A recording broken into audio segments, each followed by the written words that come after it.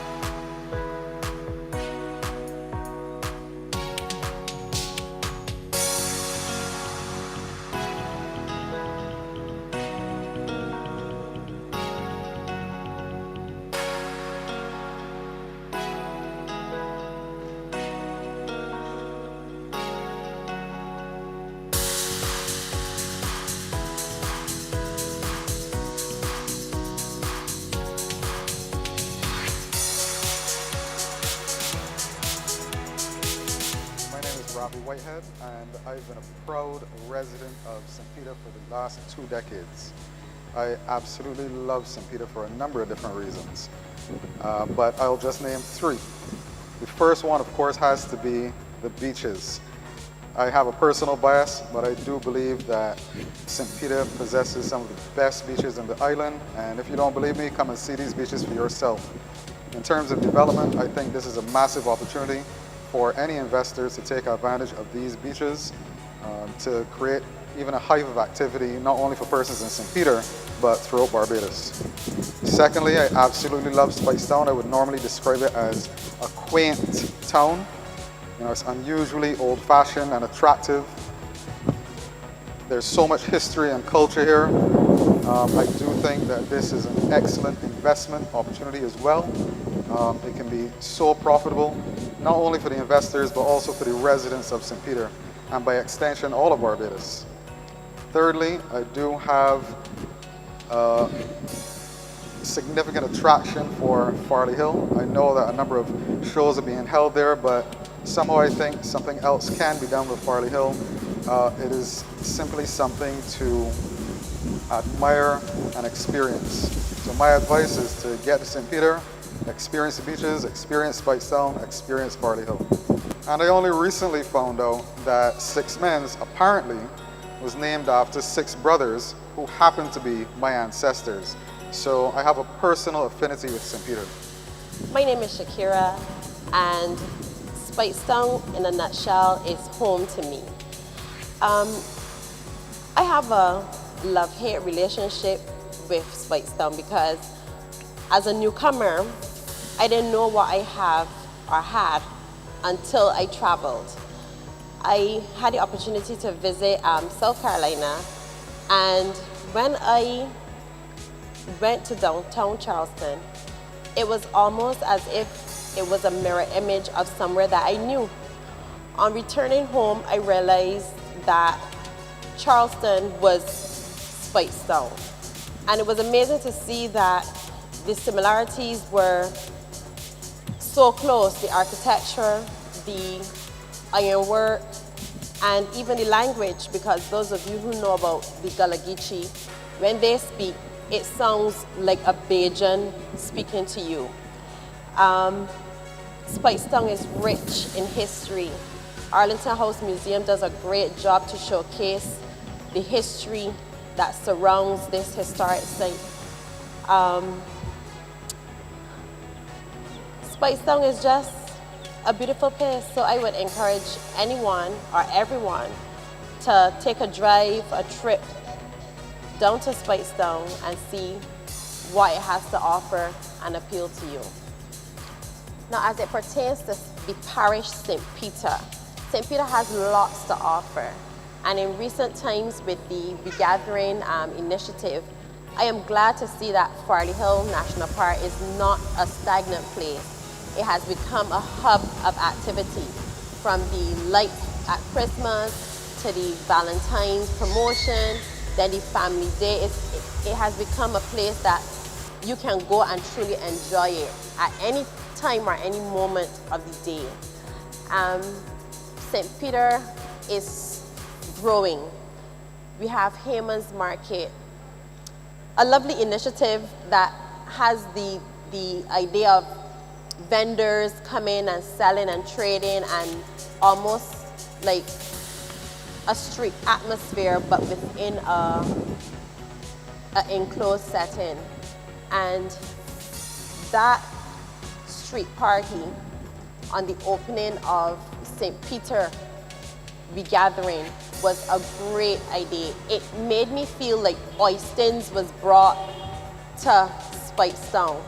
And in an essence, St. Peter, Spicetown is a town after all. Why can't we have activity and festivity on Fridays or on Saturdays? It really made Spicetown feel alive. And St. Peter has a lot to offer. People just need to come and tap into what is there already. One thing I would really like to see would be the water taxi operation. A while ago, it was implemented for a special event where you can get from Bridgetown to St. Peter in the comfort of a nice boat in no time. I think that as Barbadians and as entrepreneurs, we're overlooking this area that can be tapped into. Other Caribbean islands have this service where they can go island hopping via ferry or a small boat. And as small as Barbados is, we got tons of traffic congestion. Every day you don't feel like driving. It would be great that I can come down to the jetty, hop on a water taxi, get down to town, do my shopping or go to work, and come back home the same way, not having to worry with the hustle and bustle of going through the roads. We have ports, so let's use them. Let's be smart about it. Alright, hi, I'm Epi Ben, owner of Duchess Catering, the brand in Spicetown. It was formerly Val's Hideaway for 29 years, but it is now mine for the last 5 years. What does Spicetown mean to me? I actually grew up in Spicetown. I was born and raised in Spicetown. I lived here my entire life, and Spicetown is just one of the greatest parts of Barbados, and it is a hidden gem, actually. That's what I think about it. It is a hidden gem. Hello. So what St. Peter actually means to me is Spicetown. Today we're celebrating Spicetown, which is great for me because I have fond memories of coming down here when my daughter was younger, and we would go to the bakery, buy a whole set of baked goods, then go on the boardwalk, sit, eat, watch the lady feed the cats, and just have a nice Sunday afternoon. And that for me is what Spicetown means to me. Also, I remember years ago, right here at this building actually, there used to be a small restaurant, and this restaurant now actually houses that big tree. They kept the tree, and so Spicetown means, St. Peter means Spicetown to me. I know there are other parts, but for me it's Spicetown. St. Peter means a lot to me. It's a beautiful place.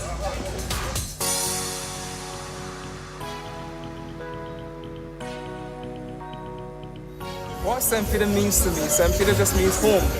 This is where I live, this is where I grew up, and this is where everything is for me, St. Peter.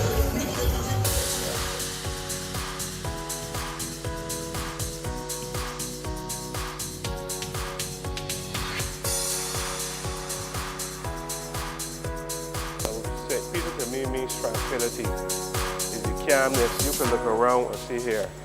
If you want a place just to come and relax and be warm with nature, St. Peter's the place. When we think about St. Peter, we think about the platinum course, the gold course. But it's not about a value in money, but it's about the pricelessness of St. Peter. People travel from all over the world just to come here and enjoy this calmness, this beauty. And if you're a spiritual person and you want a place that you can become one with nature, this is the place to be. St. Peter also is a very safe environment. Then you walk here, you walk around, and you'll meet nice people. People are very nice persons, are very helpful. The service also, you'll find you get the best service I can tell you on the island is in St. Peter.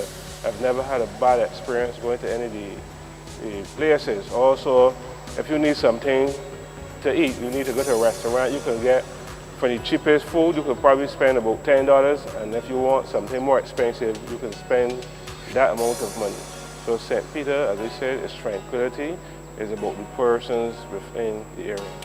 I also love to see some programs implemented for the young persons within the community.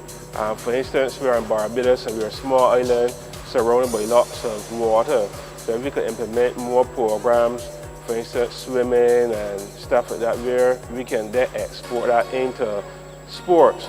Persons going to the Olympics, and we can put more into it. You know, this is how then we can enhance the image of St. Peter, because, you know, as in the country, sometimes we forget about St. Peter. We also need programs for the youth to help, you know, help guide the youth. If we could get like Big Brother programs where the older persons then can motivate. Even there's some things that we're talking about the culture of St. Peter. There are things like fish nets and stuff that the older persons then can come there and teach the younger people how we can create the fish nets. All of those customs that were here within this parish, we can look at these things, making kites again with the cane trash and stuff like that. So we need to pass on those old traditions to our younger generation and keep that spirit of St. Peter still going. So we need some programs where we can bridge that gap with the older generation and the young persons, you know, keep the young persons occupied.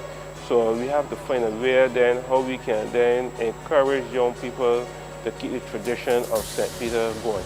For those persons who may not be from St. Peter and looking for a place where you could de-stress, St. Peter is a good place. You can come, sit down with your folding chair, relax, watch the beautiful sunset in St. Peter. Persons pay lots of money and travel from miles away just to come to Barbados and to St. Peter to enjoy this beautiful parish. And they can do it for free, and that's why I'm here today, because it is free for me. St. Peter for me is, you know what, first and first, it's home. It just feel like home. And I fell in love with St. Peter about 20 years ago. When I ended up, you know, I had a girl that was from St. Peter. It's always start with a woman, right? Yeah, so I fell in love with St. Peter that time, and then what it offers too is almost like a hidden away gem. You know what I mean? A diamond in the rough. And I remember even like my favorite place in St. Peter is Spicestown. And Spicestown in itself is a jewel, you know. And I mean, for years I was saying like we need to develop Spicestown more, get more people on it. I can remember when a lot of people had initiatives for Spicestown and everything was just falling short. But now St. Peter is taking off with, you know, thanks to people like Baya and Sand Street Bistro, Local and Co, Little Bristol, and 111 East. You know what I mean? And the Coast, the newest restaurant, the Coast, and obviously us here at Caboose, right? But yeah, Spicestown just changing, and I love it, and I can see. And there's still a lot of room for improvements. There's loads of room for improvement in terms of the simplest things. Like I think we need some showers for when people go to the sea, maybe some locker facilities to help secure stuff. But it's growing. It's happening. It's happening. I like how the jetties being operated right now. Much more boats to start docking. The smaller boats, the smaller cruise ships that started coming in now. We're seeing direct business from that in this area. So yeah, I love it. Other things I would love to see for St. Peter is, and also too, this is more directed towards Spicestown. I would love people to take a page out of Local and Co's book and rather than demolishing buildings, restore the buildings, because then it's our heritage that you know what I mean, that they're restoring also. So, and it's in order to go forward, we got to know where we came from. You know what I mean? So I just want more of that for St. Peter and Spicestown in general. Yeah.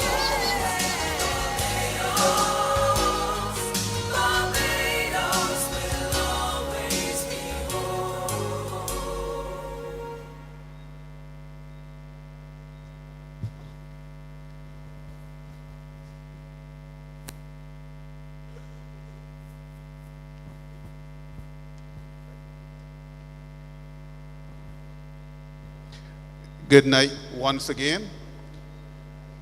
Prime Minister.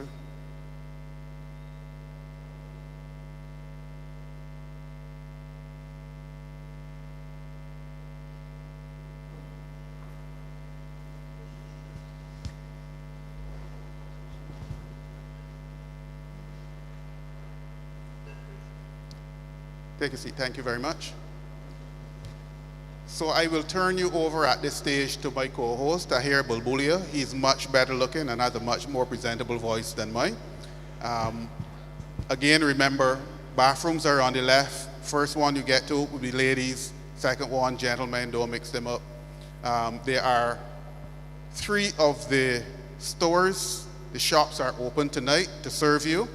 They don't normally open on Monday night, but they open just for you. So count yourself special. You can get rotis, you can get samosas, or you can get different curry foods. Those are the 3. Like I said, I'm still waiting for the ice cream parlor to open. That's all I'm interested in right now. Again, remember as well, if you are going to speak, you're going to the desk at the back on the left, on my left, and they'll take certain information from you. If it is a challenge that you have, a problem you have that you want to get some help with, but you don't need to come to the microphone, there's a desk on the right. They'll take your information, and one of us from Prime Minister's office will get back to you within the next 24 hours to try to sort out whatever the issue is. With that, I'll turn it over to you, Tahir, and he will introduce or invite the first speaker. Good evening, all. I can't really hear you. Good evening, everyone. That's a lot better, Madam Prime Minister, honorable ministers, members of the cabinet, specially invited guests, the St. Peter Organizing Committee, members of the media, and all the shop holders and shop owners down here. It's indeed a pleasure to host this Ideas Forum in St. Peter. So firstly, let me thank Roy and the Prime Minister for giving me this esteemed opportunity.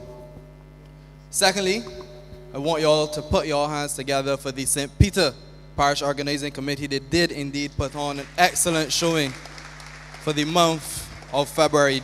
Jackie, please stand. And the members of your team that are here. I've been to many of the events, and they were certainly very, very well done.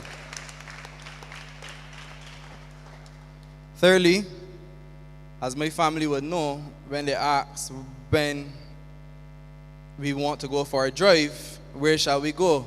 And I always say, let's come to the Spitestone Jetty.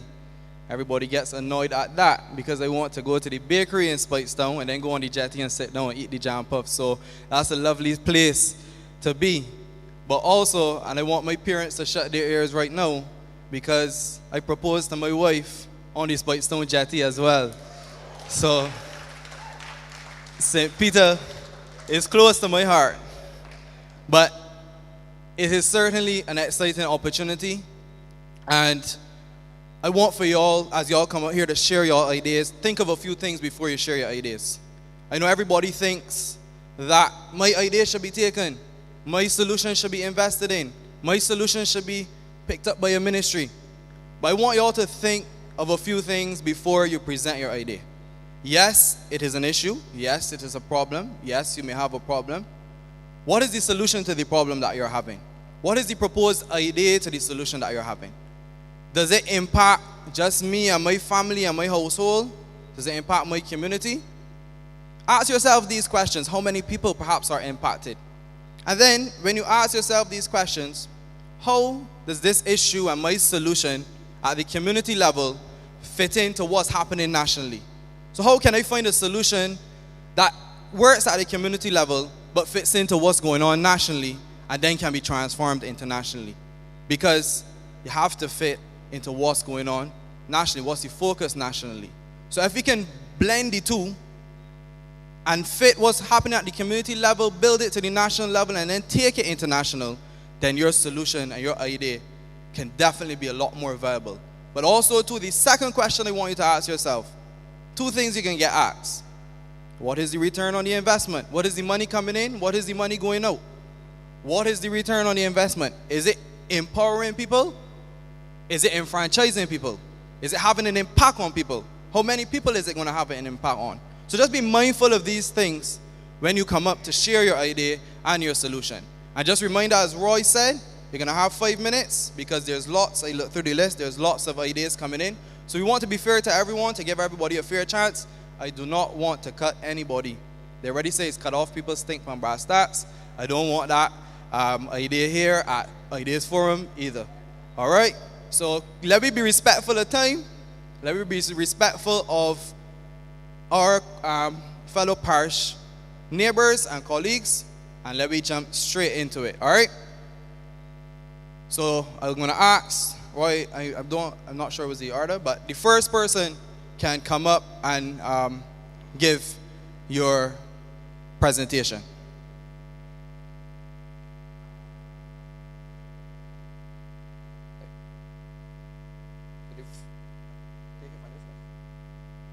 So the first person on the list is Mr. Alexander O'Neill.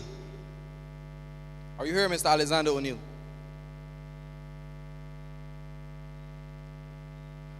Rico Yearwood.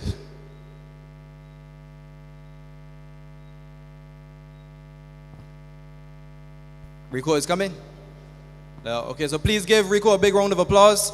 Welcome him to the podium. Yeah, so you will come from my right, your left of the stage, all right? So give Rico a big round of applause, please. Hi, good evening all. Slight apologies for reading my contribution, but when Mr. Morris called me this morning, I was on my way to work. I had all intentions of sitting in the crowd like anyone else. All right, here we go. All right, my solution relates to cricket clubs in Barbados. We have cricket clubs in Barbados which once formed the pillars of our communities and were the bedrocks for harnessing community talent, which in turn produced cricketers of the highest quality.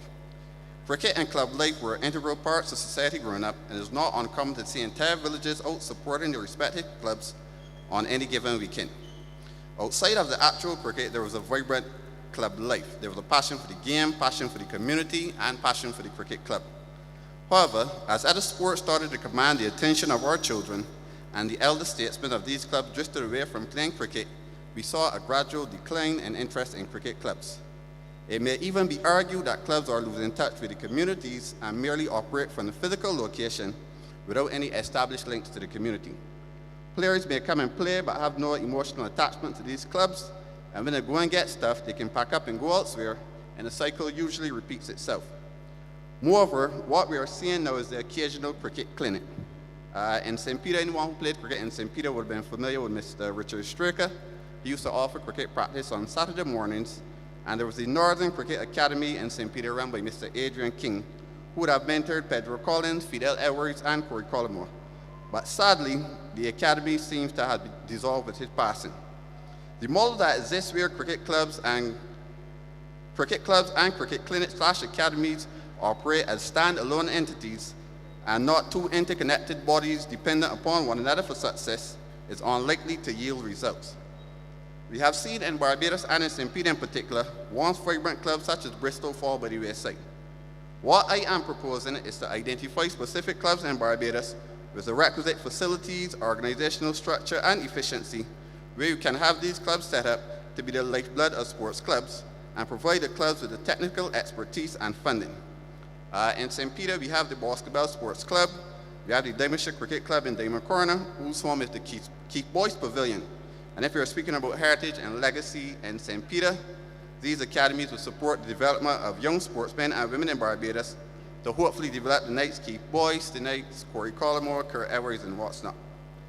The cricket usually starts at midday in Barbados during the cricket season, and we can have these academies running prior to the start of play.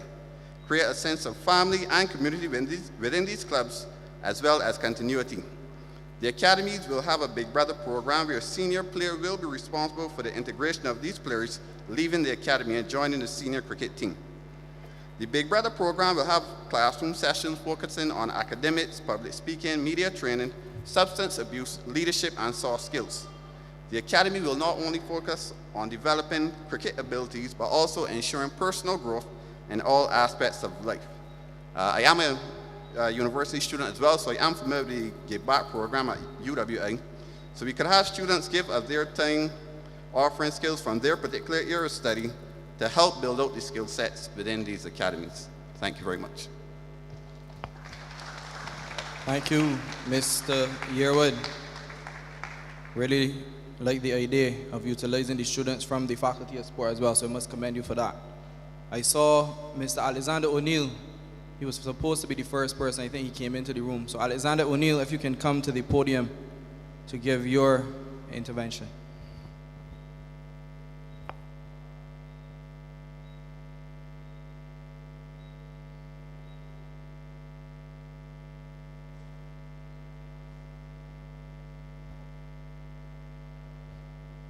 Also, when you come to the podium, please give your name and your address.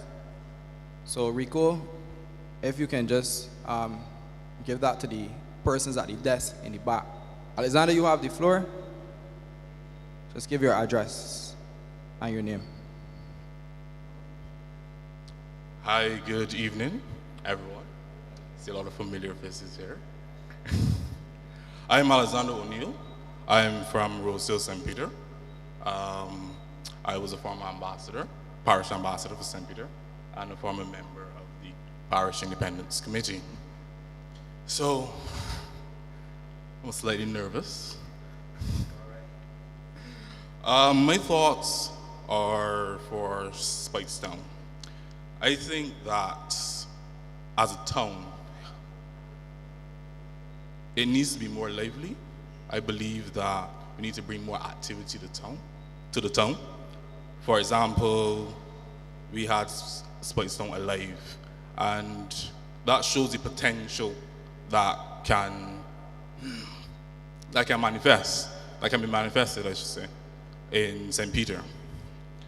I think that Speightstown could be a hub for jobs as well, and that's why I believe that a municipal authority should be established in Speightstown. First, to drive economic development. The goal for that authority should secure or foster business, go and secure deals so that people can come and set up shop, promote the town as a place to come and do business. Secondly, I believe that this authority would help the Member of Parliament, as he is only one person, and if he's focused on one task, then other stuff can't be done, or if he's focused on that task, other stuff can't be done. I believe that more hands on deck would help speed up the development of the town, and that's why I think that having a dedicated authority for the space would be necessary. Further, I believe that to keep it simple in terms of governance, I think that having an elected mayor would be the right fit, a single elected individual instead of an assembly. And yeah, those are my thoughts. Impromptu, I must say, but I believe that that is a viable development for our parish and our town. Thank you. Alex, before you go, you were my colleague at UE. So happy to see you here again. But how do you see this working hand in hand with the same program you came through, the parish ambassadors? So how do you see this working hand in hand or collaboratively?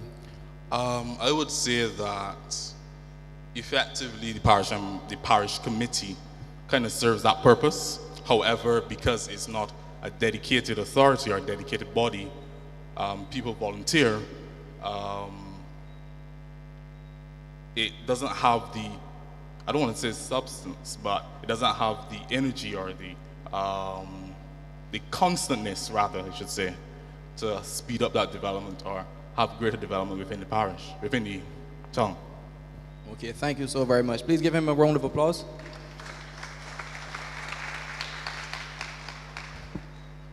We're moving right along.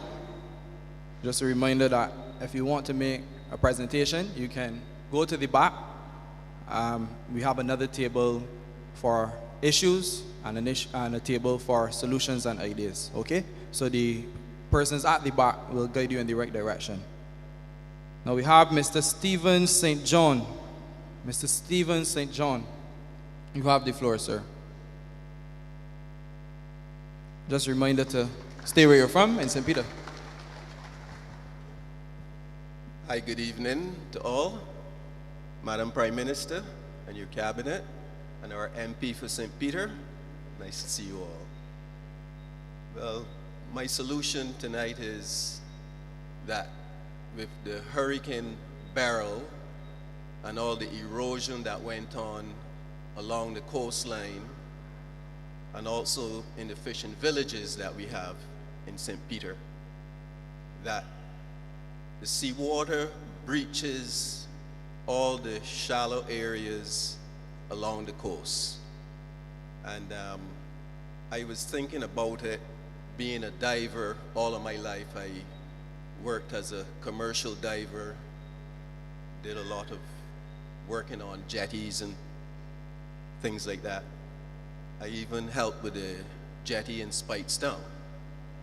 I put my initials out there on it as well. So anyhow, get to my point is that looking at how the ocean comes into the land, my solution is that the water comes in, hit the coastline, and it will breach, especially if it's hurricane swells. So I was thinking about it, and I thought that if we build the coastline and make like a U-turn when the swell hits the coast, and the sea will just come hit, the waves will hit it, hit that U-turn, and then it will go backward instead of coming over and then causing all the destruction.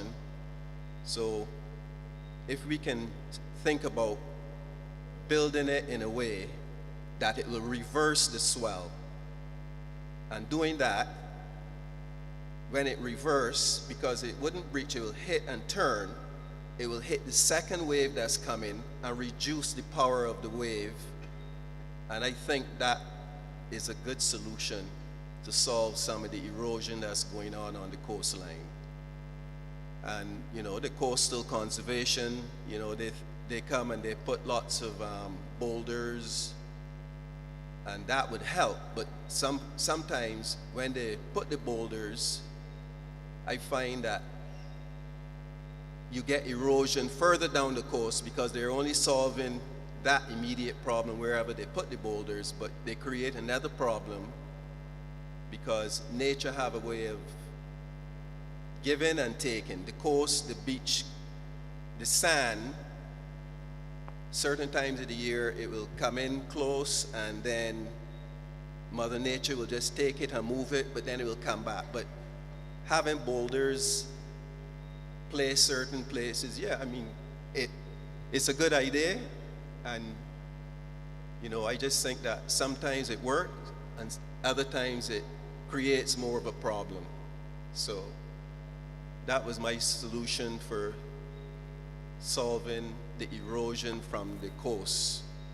And it would help a lot of villages along Six Men's. It will help in Sherman's, in St. Peter. And I think that some of the engineers could look into that by just building something that can just curve that wave, that it wouldn't just come over then and breach and create all the problems that we had with Hurricane Beryl.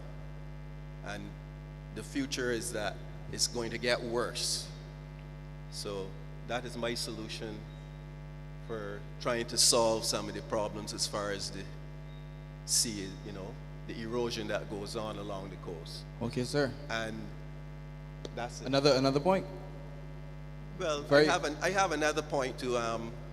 As far as having cruise ships come into Spitestown, I see they have placed some buoys out to sea, and I think that working with jetties and repairing them, and that maybe if the cruise ships come in and we can have something called like dolphins, where you make some mini piers, and the ships can actually come into port and just face to the west, and you can just like secure the cruise ship, so if there's bad weather and they have to leave in a hurry, they'll already be facing to the west, and you can secure the boats from either side in the stern and to the bow of the boats. And I think that is a good solution as well.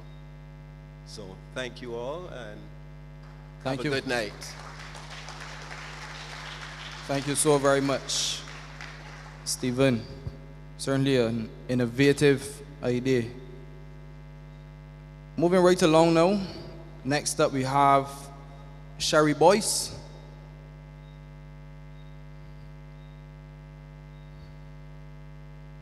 Please give Sherry a big round of applause.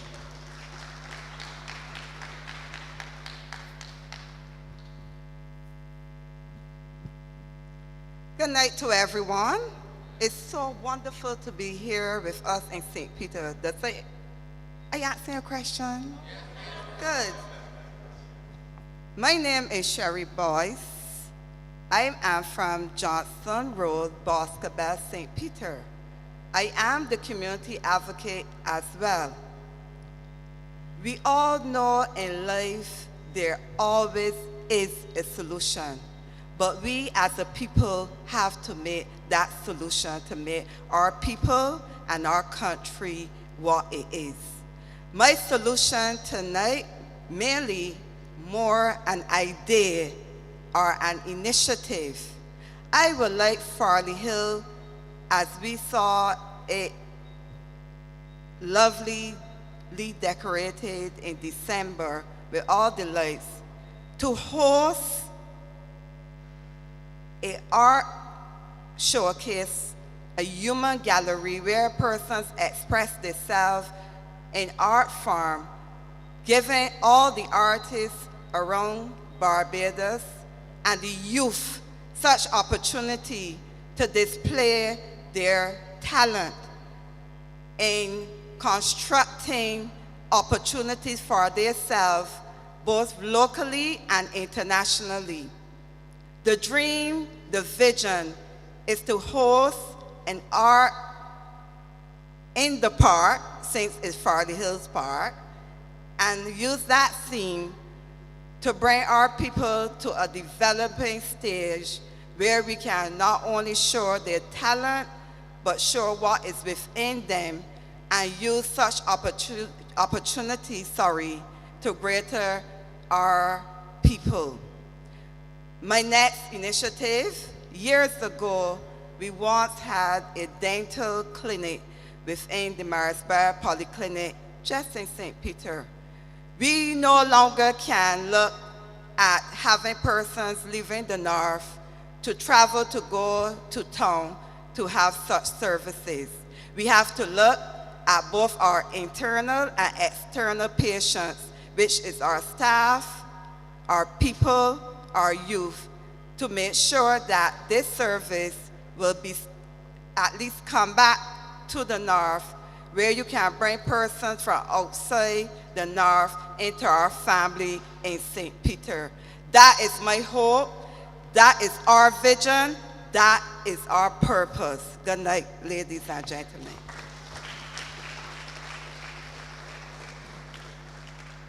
Thank you, Sherry. And I really love the idea for utilizing Farley Hill in a much better way. And I really want to commend the NCC for the lighting show they had during Christmas, during the December period. So I think you all need to give them a big round of applause. Lots of people did come out and support that. If we can get more events like that at Farley Hill. And I remember, I think it was Friday night, you all had, for Valentine's as well, there was an event up there. So I think if we can make Farley Hill a cultural space, it can certainly bring a lot of benefit to St. Peter. So Sherry, I really commend you for putting forward that idea. We know things, but when they're brought forward in these forums, perhaps they can be accelerated a little quicker. So I'm now going to move on to the next person, Mr. Revelino Simmons. You have the floor, sir. I had the opportunity to work with this man on Saturday night, producing the tape ball final at Weymouth on Flow TV. It was a man from Australia messaged me today and he saw the feed, so congratulations to you, sir. Thanks. Good night, everyone. Really wanted to, I work within media. Where are you from, sir? Revelino Simmons, French Valley, St. Peter. I've worked in the creative industries all my life. However, for up-and-coming filmmakers and everything else, there's limited opportunities. Not only creative industries, software development, you know, we have UE, we have Samuel Jackman doing all sorts of development. But we have world-class professionals here, but the opportunities just aren't there. I'll give you an example. There's a guy, Raul Stewart. Raul was started at CBC, works all over the world, South Africa, wherever else, doing cricket, whatever else, crews. He's in Pakistan right now. And there's other crew members, probably about 9, 10 of us, would do that. However, opportunities are limited. However, there's a big leveling of the playing field right now. AI is creating more opportunities. And rather than Barbados being on the back foot and waiting to see what the rest of the world is doing and waiting before it's too late, I think we can make a move now. I'll give you an example. There's a youngster came out of UE last year, and he's been messing around with AI and LLMs. It means that what he's developed a software, and what he's developed, it's not in the cloud. That's the problem. You're sharing your information in the cloud. It's on his computer. He has an AI for media houses, does a number of things. Every company we've shown it to, they've wanted to license it. We've actually licensed in this software all around the globe, and we have a pilot project going on in the US with it. So I think this is an opportunity for us to pull together all of these youngsters, whether it's UE, Sam Jackman, BCC, and drive them in new directions. I'll give you an example. Animation would have taken about 500 people to work on an animation before.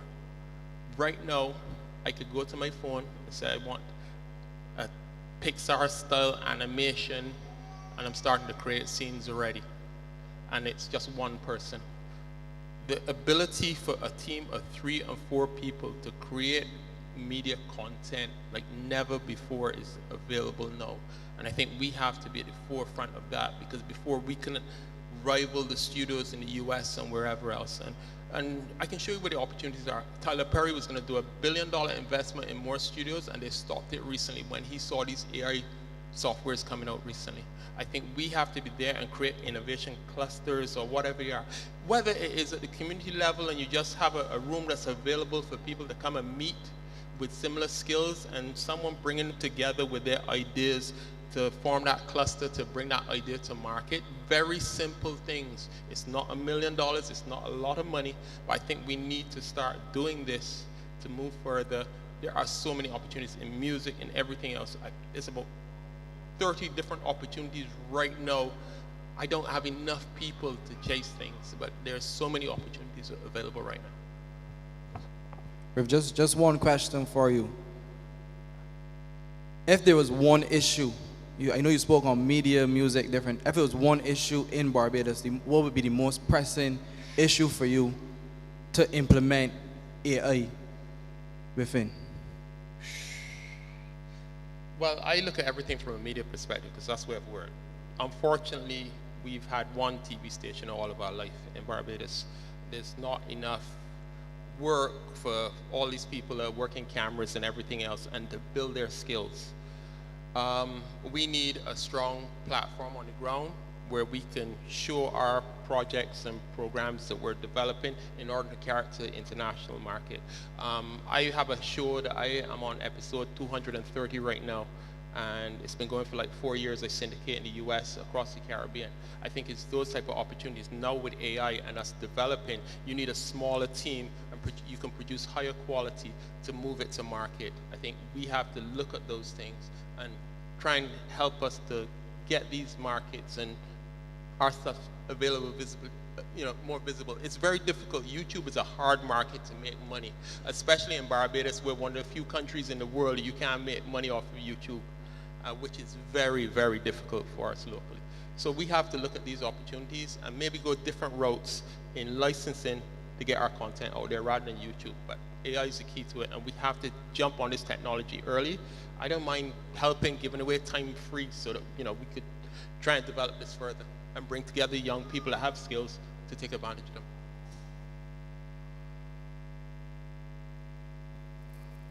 Okay, thank you.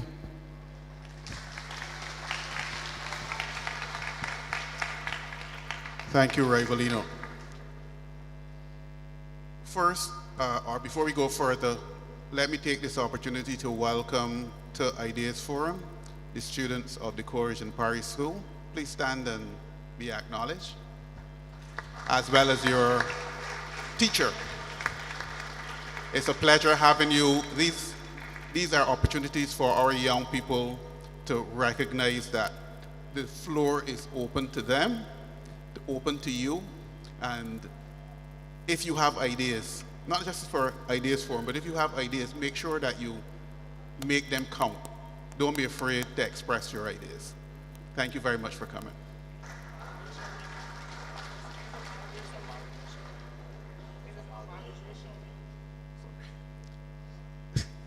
The MP for St. Peter reminds me that it's Amalgamation Week.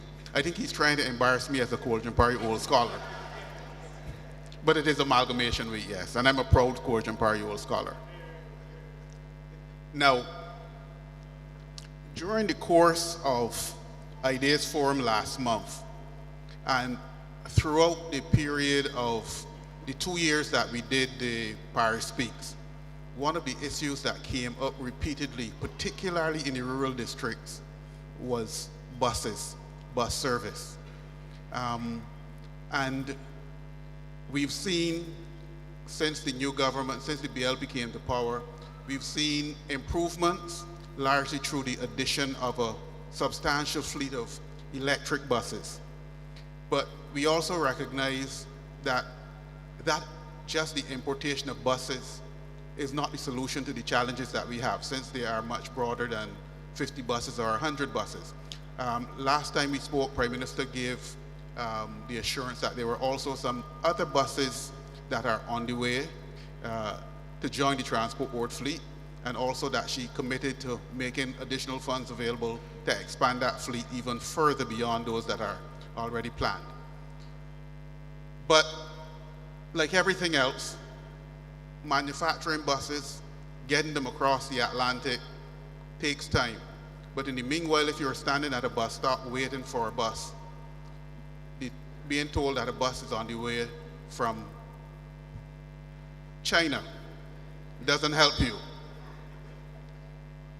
We were planning tonight to have an actual presentation by the CEO of the Transport Board. But if you were following the news today, you'd recognize that he was in the hot seat. Transport was in the hot seat as the estimates debate continued in Parliament. So because of that preparation and then the attendance, we were diverted away from being able to do the presentation. But I'm going to invite the CEO now, Mr. Wharton, to just for a few minutes tell you about the initiative that the Transport Board is working on, and which we hope they will be able to introduce to the country very shortly to help you with your challenges with buses.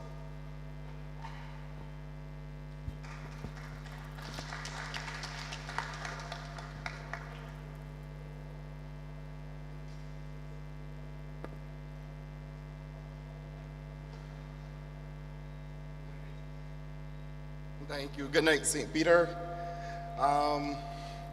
You kind of put me on the spot. We already arrived about 5 minutes ago, but I'm glad to have the opportunity to just tell you about some of the things that we are looking to do quite shortly. We currently have, and this is mainly given where we are at the moment.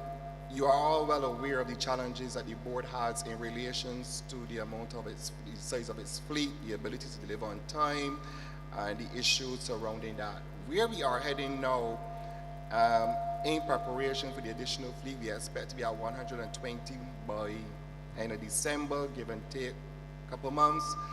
That would put us in a position to deliver better to you, the people of St. Peter, as well as the people in the rural Barbados. But what else do we need to do? We are in 2025, everything is from your phone. We currently already have in our possession the ability for us only to know where exactly every single bus is on our network. We also can do that for TAP. So that's for both the transport board buses and the TAP buses. So when we looked at it, we said, well, hey, we can leverage this platform, the underlying GPS platform that we have through our automated fare collection system, and put an interface on top of that, which is then attractive and appealing as well as easy to use for the average user. In other words, anybody can take their mobile phone, tablet, laptop, whatever, and plan their travel. So if you are home, instead of peeping through the window, so, oh, the bus now going down, yeah, it can take about 10 minutes to get back here. The way you normally do, no, you take your phone, you see where the bus is, you see estimated time. We have already plotted in all of the bus stops currently in the country in our website, and we are also using that as well. So where we are today is in the testing phase because we have it for us. So we want to make sure that it works well. So we use it for our own tracking, for dealing with issues in relations with not completing the road with a TAP bus or any other issues that pop up from time to time. But in the next maybe 4 to 6 weeks or so, we will be in a position then to display that maybe at one of these forums, having a conversation with Roy. He's saying in March, he's putting me on the spot again. But hopefully in March, if we are fully completed, Roy, and he's insisted it will be, but we would then display that to the public so that people get a feel to see where we are heading. The other thing is at the moment too, with the mapping of all the bus stops, etc., it now also allows the board to understand exactly where the movements are in people. So we would know exactly where persons board the buses. Just for informational purposes, the board is currently in the process of implementing a fully automated fare collection service. We call it loosely cashless. And that, at the moment, we are enrolling the students of the Lodge School and the Springer Memorial School. We have already began the rollout for the pensioners, the oldest pensioners, and then shortly after, maybe within the next 2 to 3 months or so, we will start doing paying passengers. So where we are right now with that process is that when we have all those persons onboarded, we will be able to see very clearly the people movement. So you're going to use a card using RFID and NFC, which is near field communication, and we will use that in order to do a lot more mapping and route planning.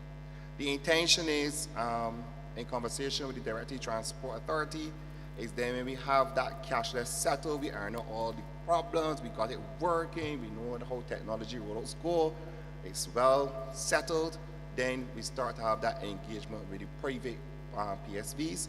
We had also had that conversation when we first began the project, but of course the board has, through TAP, all of the variations of the vehicles on the island. We have the ZRs, we have the minibuses, we have the coaches, and then we have the transport board buses. So then we can see exactly from an infrastructure standpoint where on each bus you install, how the wiring is, and how that goes. So those are the kind of things that we are doing. So internally, we have also built something like a mini NOC, which is a network operations center, which we use at Mangrove at the moment to see how our buses are moving and how to deploy. So these are the kind of things that we're going to be doing this year in terms of using the technology better to assist us in providing a better service to you. So while we may not be able to give you a bus at 9, 10, 11, 12, 1, 2, and 3, now, within the next couple months or so, you'll be able to better do your planning and your routing as it relates to how we move people. So those are just a couple of the things that we are working on. There's some others, but not ready for those yet. And as time goes, we will share with you. Thank you. Thank you very much to you. So he says to you, you may not get the bus when you want it, but you will know when it is coming, so you don't have to go at the bus stop and stand up for 25 minutes or an hour, hour and a half. And I think that is a positive thing. There are some other announcements that are going to come within the next, certainly this week, and within the coming weeks that relate to the delivery of service and the use of technology to make life easier for you. I don't want to steal anybody's thunder tonight, so I'm not going to tell you what it is. But keep watching, and you'll see what is going to happen over the next couple of weeks in relation to driver's licenses, in relation to renewal of your cars, your vehicles registration, and reporting of challenges that you have about services that are being delivered or not delivered by government entities. Just keep watching. You're going to realize life gets much easier and much better for you. Tahir, continue. Okay, thank you, Roy, and thank you, Mr. Wharton. And as you and MP Jordan had the cross-talk, I just want to remind you all that everything is built on a firm foundation.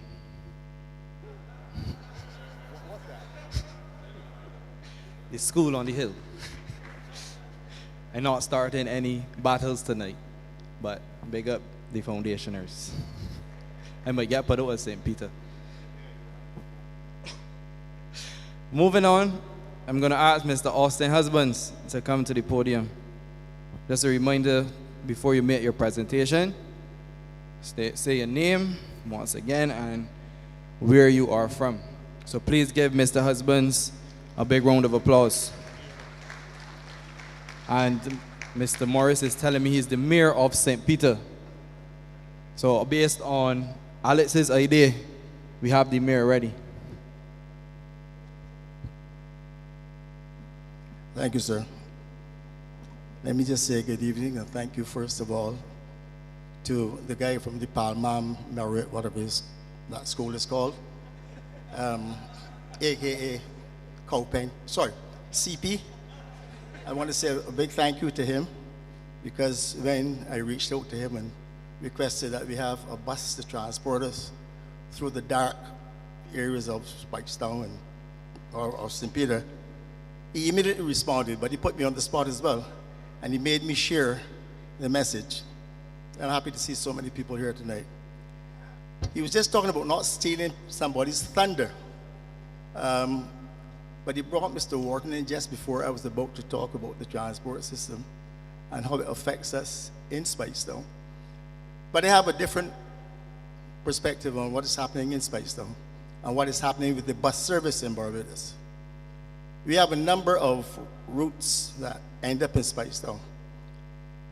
We have removed 2 bus stops in Spikestown, but the private PSVs have been doing exactly what they want to do.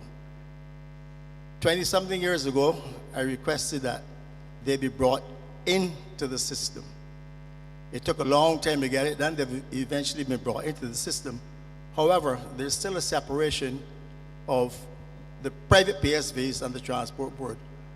What my solution would be is to have them placed on a schedule similar to what the transport board now operates under.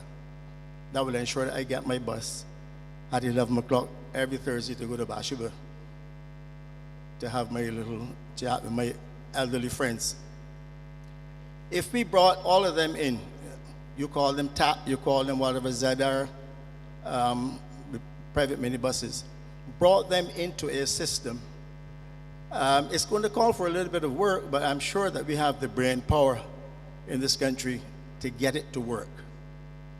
I've seen other places where private operators do the transport system, and you have very few problems. I'm not saying that it will be without problems, but I see putting them in the stream with the transport board as working. At the moment, we have the PSVs, and they stop outside the bus stand in Spikestown. That's the new bus stop. And you're still here in Spikestown, Malaquar, right? We passed that. That's like the days when you used to have people fish, and you're in the fish market. Where we think they come in there for breadfruit, right? So we need to stop that. And I see one or two of the PSV people. One is my friend, so I dare not call his name, asking for better conditions for their workers, but not wanting to be trained. I think that is a necessity. They need to be trained. They need to have somebody who understands PR, and I mean public relations, not pure rubbish, that can get them to understand how they have to interact with the public. My 5 minutes now, I'll be all right. The second thing is Speightstown.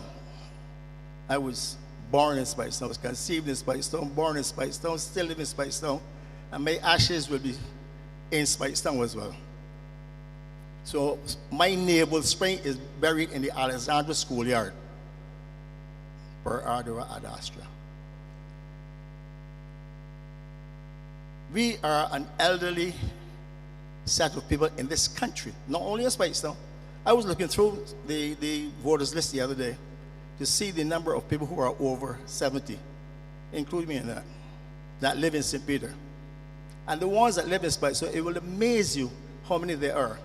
So one of my proposals is for the St. Peter Girls' School, the former St. Peter Girls' School, which is within the complex of the new Alma Paris Academy, to be turned into a senior citizens daytime center where they can be participating in art and craft, in whatever.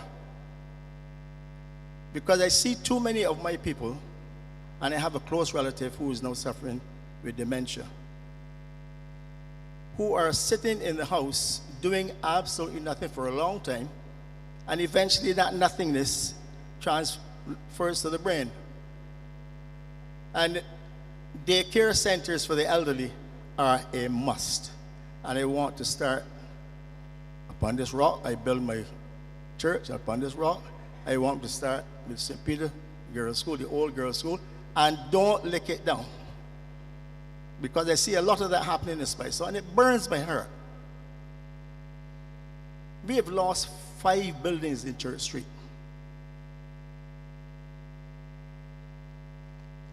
This is a painting that was done by my father in the 1920s as a schoolboy. I have the original, but I have got some prints. And I did that because 3 of the people who were born in this house, this is the old Saheli building, which has now been demolished. 3 of the people who were born there saw I put up a thing on Facebook, and they saw it. And they asked if they could get prints. As a result, I won't tell you how many, but I've sold a lot of prints to a lot of people from Speightstown. Only those in my age group will remember this building. This is the old Saheli building. Then Rafi Kuri had the Kuri building. Why are we letting Speightstown go that way? A lot of the buildings are privately owned. There is a Special Development Act, of which I'm aware. However, I think a lot of the people who own these buildings would love some kind of assistance. And I'm not going to talk about the Noah Roach building, the old Noah Roach building. That is a heartbreaker. And if that is allowed to go, then I think that's the end of Speightstown. I'm just pleading. I don't want Speightstown to go. That's where my heritage is, and I think that this Special Development Act should find some way of furnishing those who are interested in redeveloping or developing or restoring, rather, their buildings. Some grant, if not a grant, a loan at concessionary rates, so that we do not lose our Speightstown. Let me remind you as well, this is not only St. Peter, but we have been asked to provide ideas for the wider country. I did not go to school in St. Peter. That's the only red mark on my sheet. Except for Sunday school. Maybe that would give me a green one. I went to school first and foremost at St. James Mix, where a certain gentleman who sits here also went to school. Just a few years behind me.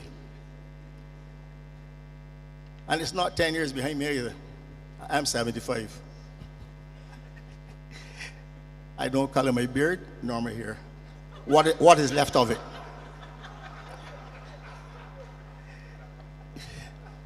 St. James, particularly Whole Town. My mother's father was the headmaster of the St. James Boys School, which was located at the corner of First Street in Holtown. I went to school at St. James Mixed School, where my father was a teacher for several years. I still liaise with people who went to school with me in 1954. There's still some of us around. And the one thing that I do not want to see is the rape of Holtown. I do not want to see Holtown go through what is proposed. And while I'm on that, please, can we get some information on what is going to be happening to Haywoods? Haywoods is a heritage site as well. I noticed that to the south, where Barsali used to live, that's a bus driver, where the youngster now has his boat and as a restaurant, that is a mangrove. For my sake, the people say, for God's sake, don't let us come now and destroy that mangrove unless we are going to do something like what has been done at the marina. I don't mind if that part of the mangrove is converted into a hollow facility, especially in time when the boats are, when there's bad weather coming and the boats have to be hauled out. Because Port St. Charles and Port Ferdinand cannot hold them all. If that area were dredged wide enough, and also we created an outdoor theater, an outdoor park, whatever, there at what is now called Mahaika, but we know it as Ford's. Please, don't let anybody come and put any 8-story, 10-story, sorry, that ain't Spikestown. Spikestown is still alive. Some people think it's not alive, but I'm alive. Don't send me to my grave. Thank you very much.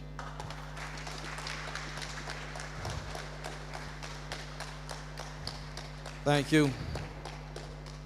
I think y'all could do better for Mr. Husbands, man. You can hear his passion and his plea for Spikestown. I'm going to go off script a little bit here now. I'm going to give an opportunity to one of the students from Courage and Parry. If they have any interventions, we want to hear from you. So amongst you, all 4 of y'all can come up as well.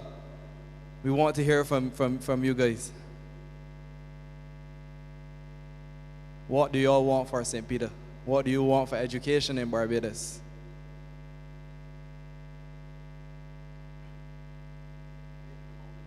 This is the debating society. Or all of y'all come, man. All of y'all come. All of y'all come. 1, 2, 3, and 4. Give them a round of applause.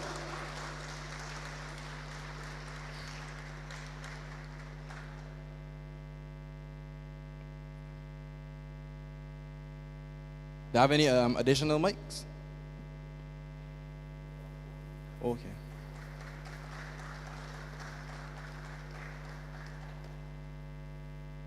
So I want y'all to just state your name first and foremost, which farm you're in, and then if you live in St. Peter, where you live. All right, so we don't want to debate on who's going first. Good evening. My name is Kiana Clark. I'm in 5 Springer, and I live in Basketball, St. Peter. Lovely, lovely. Give Kiana a round of applause. Good night. My name is Janaya Blackman. I am in 5 Miller, and I live in St. Lucie. Good evening. My name is Zaire Smith, and I am of Farm 5 Yearwood. I live in a parish of St. James. You're a fast bowler? You're a track star? You just tall. Good night. My name is Aisha Jordan. I am from 5 Yearwood. I am from St. Peter, the rest. Lovely. So, Aja, I can start with you since you went last. If it's one thing you would want to see implemented in the education system in Barbados, what would it be? If it's one thing. Anybody can answer that question. Come forward, Zaire. Lead the charge, man. You ready? Give Zaire a big round of applause, man. Thank you. What was your question again? If it's one thing you could see implemented in the education system right now, what would it be? One thing. The extension of music, because myself, I'm a musician, and I feel that music is really not as prominent as it was in the past, and I feel the youth and younger people could really excel in music, because it's nothing really hard. It's just, it takes a lot of dedication and time and effort. Thank you. Well done. Give him a massive round of applause. Next person. All right, one thing to be implemented in St. Peter for the persons that live in St. Peter. Any particular reason you have on the jacket?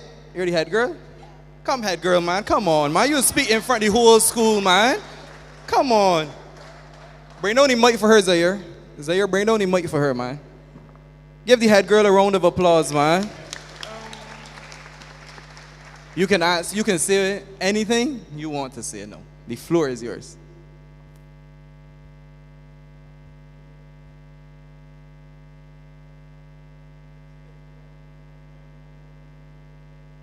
I think like the water is like the main thing for like the people like in the rural areas, because sometimes it's usually off. So you speaking about? It's usually like off. So like the water when it is on is usually like dirty. So I feel that we could implement like a system to have when the water turns back on to be cleaner and like fresh.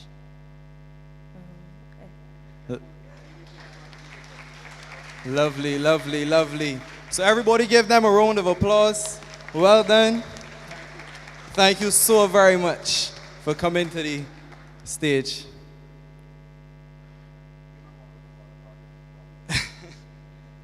Everybody was put.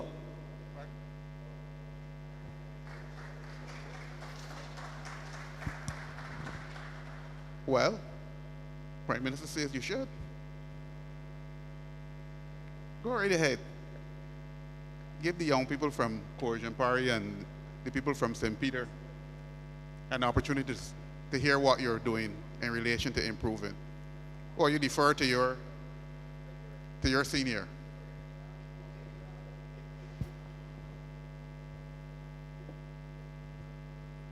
Sorry.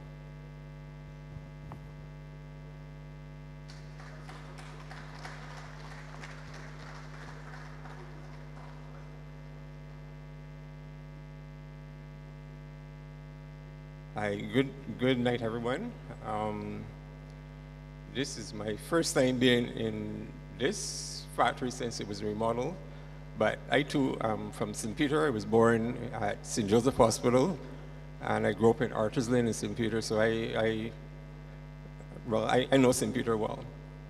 In relation to the situation with the water, especially in St. Lucie and St. Peter, there are a number of things that contribute to the discolored water that we're getting in the north. In the north, we have one primary source of water. This is from the Allendale well, and then we have a smaller containerized desalination plant at the Hope that provide the water into St. Lucie and St. Peter. The source, Allendale, we're having some challenges at Allendale with the discolored water there. And what we're doing there is installing a filtration system. We're in the process of going through some testing now. Up to today, we're doing some testing on it. But this filtration system, what it looks like is a larger version of what you will see at a household. The type of filters that you would have at a household is similar to that, but it's a larger version. There are two filters that we've installed, and there are about 5 to 6 feet tall. They're like 2 feet to 3 feet in diameter, and they are supposed to capture any sediment that comes out of the well. In addition to that, the distribution network, a lot of the distribution network in the north of the island is in a really bad condition. We have done some replacements already in areas like Crab Hill and in Durham's, but we still have quite a bit of mains to replace in areas like Centipede Alley, Checker Hall, Baycox, and those mains are really bad. They're encrusted, and normally when you get brown water, what we try to do initially is to flush it out, and if that doesn't work, then we do what we call swabbing. So we've done some swabbing in the larger mains, and we've gone all around the St. Lucie area, the what we call the transmission main, doing the swabbing. But in the small, in the districts themselves, there's some smaller mains like 3 and 4 inch mains that are or pipes. We call them mains, but they're pipes, which are so small that we cannot get the swabs through those. They have so much rust build up on those. And what we're doing is actually replacing those. We have replaced about 20 kilometers already in the parish, and we have approximately another 20 to replace. What we're doing this time is engaging the assistance of private contractors to help us to speed up the whole process. So we envisioned that within a period of 12 months to a year, 12 months to 18 months, sorry, we would be able to complete those other areas that I just mentioned. We're also working along with the Ministry of Public Works in terms of when their contractors are doing works on the roads, like in Durham's and in the Cave Hill area, to get those contractors as well to assist us with the trenching and the reinstatement so that we can benefit from that synergy of working along with the public works. So we envisage that once we deal with the well itself and the discolored water coming from the mains, we should be able to correct the problems that are occurring in the parishes of St. Lucie and St. Peter with the discolored water. As I indicated, the mains, we're looking at 12 to 18 months to get all of those mains replaced that we mentioned. And in terms of the filtration system, we are currently going through a testing process now. Over the last week or so, we've been running some tests. Every day we do some tests on the filters to put them into operation and to determine like what pressures we should be running the water through them, and then looking at the quality of the water coming out of those filters. And our water quality people, as well as the lab, they're assisting us with the testing from those filters. So there are two things that we're working on to be able to correct the water issues in St. Lucie and St. Peter. Thank you. All right, thank you for coming to answer the question from the students. And I know it's a question that's top of mind for many people in St. Lucie and St. Peter. So we're going to move along, and I'm going to ask Miss Caroline King to come to the microphone.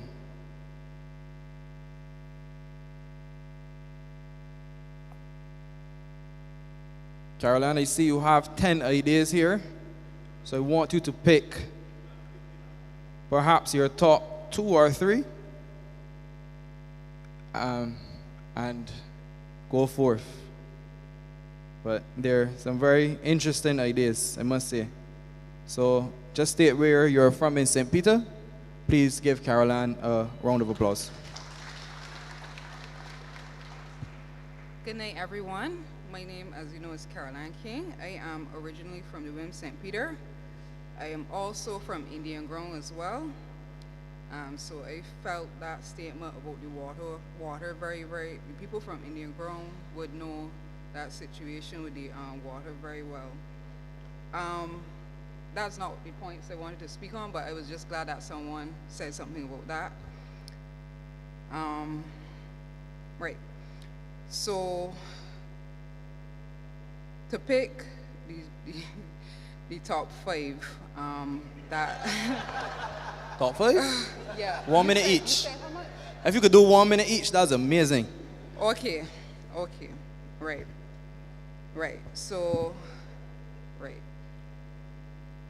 Barbados have a lot of things that need solutions. All right. So, crime, right? To reduce the crime rates pending to increase are currently happening in our island. Let's start a YouTube channel called Criminal Minds Unlocked.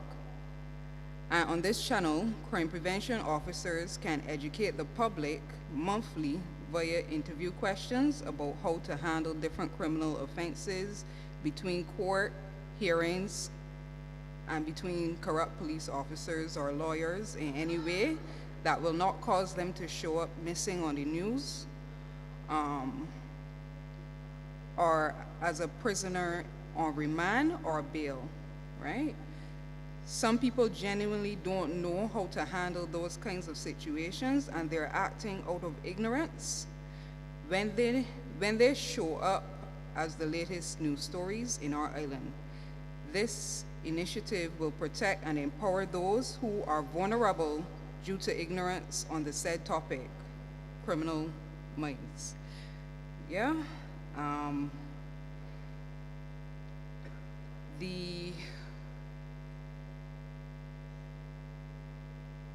Right.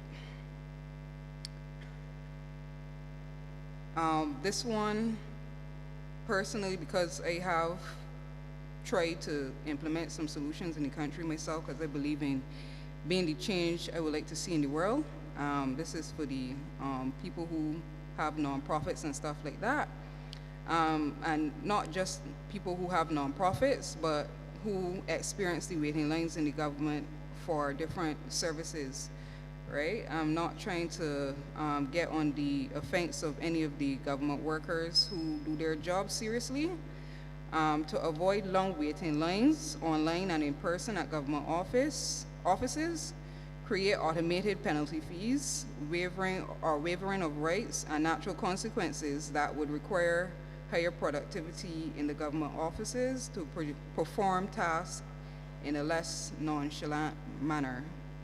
As I said, no offense to the government workers who do their job on a serious level. I'm in no position to judge anyone. You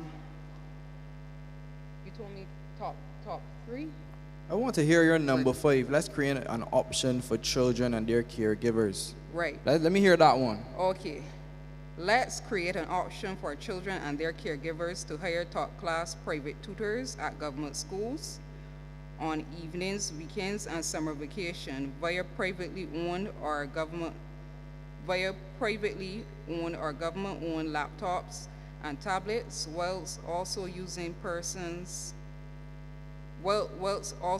in-person sessions to give those students a fighting chance to get their basics mastered at primary and secondary school level, who desperately need the extra help with academic subjects and life skills to apply for continuous teachers' observation to their educational weaknesses in academic and basic life skills using age-appropriate milestones. Let's get the private tutoring referral forms sent home in the children's bags.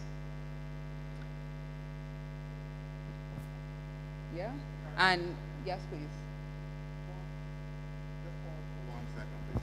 Yeah. Look away from the phone. Okay. Talk to us. I'm not sure we understand what is just said. I know you're talking about private tutoring and such. Like, talk it out. Okay, sorry for sticking to the script. I didn't know I would have to narrow it down like that, right? So I really believe that the youth are the future, whether they come from functional homes or dysfunctional homes.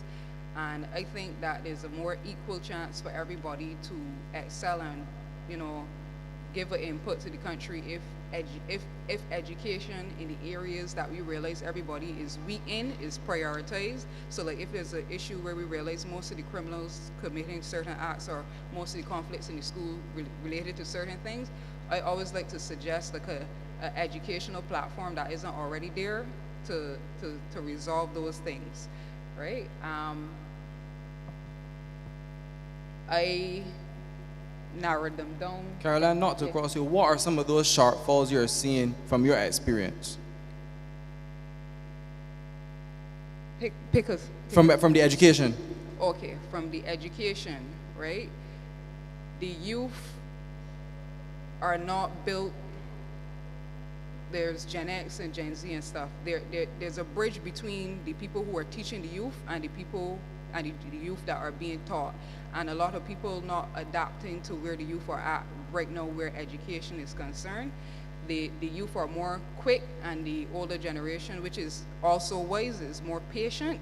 And I think the gap is more of a customization where like online schools or whatever would have like a consideration of each student individual needs in terms of where they're at mentally and not just their birth certificate age, right? I think that there's a lacking there drastically in regard to how the youth are being placed in classes and how they're being educated outside of the technology that they're always using. I see some schools started to implement financial literacy and digital literacy, and that's very commendable. It hasn't reached my son's school as yet, but I'm looking forward to it. But I do think that there are more initiatives where the weaknesses of the country should be turned into like a course. I think they did that with the National Training Initiative already, but there's still some topics they're lacking that we can further educate people about. For one, I don't know everything, but I do take a lot of time to study the weaknesses of the country and personally as an individual see what I can do as a citizen because I love my country. I'm proud to be a Barbadian, and I like to be a part of anything that helps us to progress as a country for the betterment of the youth who are the future of our legacy for the generation. So I guess the rest could be summarized when the others look over my other things, and I'll leave it right there. Did that answer your question? Yeah, thank you so very much. Before you go, Caroline, what do you do? Pardon? What do you do? What's your background in? Right. Or what work do you do?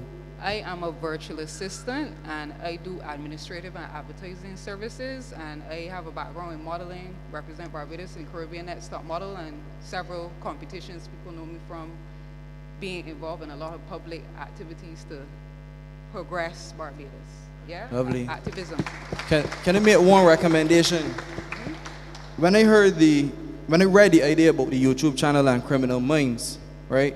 My mind went to Criminal Minds, the series, Criminal Minds Unlocked, and Rivelino on his idea of using movie production. Perhaps you can partner with him, share the idea, share the concept, and see how you could flesh out something with him. He has the experience, as he said, and perhaps y'all can build something together. I think the idea needs a little more fleshing out naturally, but he, with his experience and other persons that may be in the space, can assist you in that and making it a possible reality. I am very passionate about that because when I found out how people become criminals, they're not really the villains, but more so the dysfunctional homes that we need to, educate and inform better. So I'm glad to be a part of any initiative like that because these criminals are coming from households that have families, and I think we need to start at home because everybody is not going to be privileged to come from a home that is functional and privileged, right? Yeah, To keep them above crime. Thank you so much. Very well done. Rivelino, I don't know if you're still here, but just identify yourself to Caroline. Perhaps y'all can come up with something that's very creative to deal with crime and stuff like that. Perhaps something else may come out of it as well. So we're going to move along, Mr. Carl Boyce. Carl Boyce, you have the floor, sir. And just a reminder, food and drinks are on sale. Support the entrepreneurs that are here, open tonight. I think the food options are wide. There are some drink options as well. So it's key that we support the entrepreneurs and businesses that have opened for us tonight. So Carl, just state where you're from, and you can go right ahead. Good night. All of St. Peter, Madam Prime Minister, ministers, colleagues, and friends. My name is Carl Boyce. I live in the rural part of St. Peter, Moorhead, St. Peter. the best parts in Barbados because it has two shorelines, the Atlantic and the Caribbean Sea. So it met us sailors. What I want to speak about, Madam Prime Minister, tonight is that the gathering is taken off. And if we are saying, come along home, I believe that we should do something else with come along home. I feel that we can offer some incentives, packages for families who are coming home for reunion this year to give them some kind of impetus as the STEM persons so that either the hotels or guest houses and so forth can reduce the price so that I can bring more people. I believe it will encourage more people to come if we could have some initiatives like that for families coming home. I also believe that I must congratulate the St. Peter Committee for doing a wonderful job so far. I believe that other committees now, Madam Prime Minister, have had their plans already fairly finalized, that they can publish, that people that want to come home too would know that St. Michael, whether it's in November or October, the initiatives, the places that they're going, that people could plan. People want to come, but they want to plan because they want to identify with a number of initiatives. But we have to do more planning and publicity in this exercise. Also, shirts. A number of people are asking for shirts, especially St. Peter. The nice green shirts, not the white ones. They see them as brand names, as a part of the heritage. And I believe that, Madam Prime Minister, that you should encourage some young entrepreneurs to do these shirts VAT-free. Take off the VAT off of them so that you can get a lot of activity. This initiative is a great initiative, but it needs some more impetus to push it forward. I believe that I would purchase a mug that says Cherry Tree Hill or Nikasabi or Farley Hill, a mug, because I can keep that and show it to my great grand that this, the gathering for 2025, what it's like. A lot of things that we need to push, even for tourists, in terms of bandanas, pins. I have not seen any of these things as yet. So there is a lot of scope that we can do to increase economic enfranchisement with people. I realize that a lot of people can get involved in tents. A lot of people want tents for this initiatives, chairs, a lot of activity. So I would like to see both the private, but I believe that the more younger persons should be involved. And that's why I'm asking for it to be VAT-free. Because we know that they may not be able to go to the bank to get all of this money, but the government may have some institutions that may be able to lend them some money. And I believe that we can, once this is happening, we can be able to take off and make this regathering better and bigger. Thank you. Thank you, Carl. Before you go, you spoke on incentives. What type of incentives? What incentives would you offer? If you have 10 people coming, you could give a discount, a 5% discount off of the rooms or anything like that. And as I said, for the shirts, you can give, if you don't want to give the whole 50% back, you can give half back. But those initiatives could help push. I ain't saying so because I got family coming home, so I already know that I can get some incentive. It will help me. You want the incentives or the incentive for them? Them and me are the same, so that's not a problem. We are one. Thank you, Carl. A reminder now that Carl has made a point about shirts. I believe, Alicia, we have enough shirts in the back, St. Peter shirts, that just about everybody in this room should be able to get one free before you leave here tonight.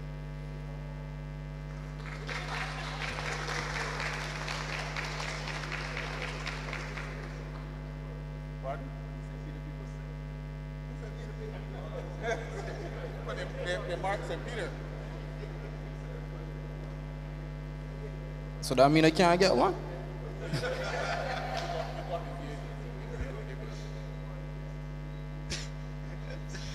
Roy, I want your thoughts on this, based on what Carl was saying though. What's your thoughts on a national competition, whether it be in the schools, whether it be for cultural, for creatives, on building out some memorabilia for we gathering, for the year we gathering? Not putting you on the spot, no. That's a fair question. But I'm from a different school. I'm a little older than you. And I think opportunities present themselves, and we have to be mindful of what those opportunities are and grab them. Yes, incentives would help, but if you don't have a thought up front, you're asking for an incentive to take you where you had no idea you could go. This is St. Peter. Next month is St. Thomas.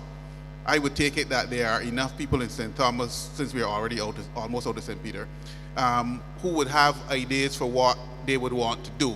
Certainly, somebody by now must have thought of some mugs with Harrison Cave or whatever the other important, interesting points in St. Thomas. Clearly, Carl talked about bandanas and hats and things like that. To me, those are naturals.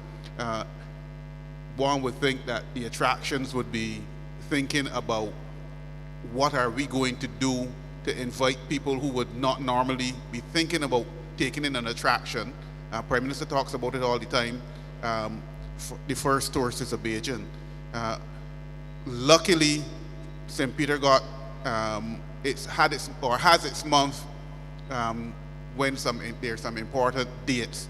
The last one being Valentine's and the opportunity to light up Farley Hill and such like. But the object is that there are individuals within each community who should have an entrepreneurial spirit and who should be thinking, where can I capitalize on what is happening in my parish? St. Thomas in March, then we go to St. Joseph in April, and continue into St. John, then St. George. The full list is there.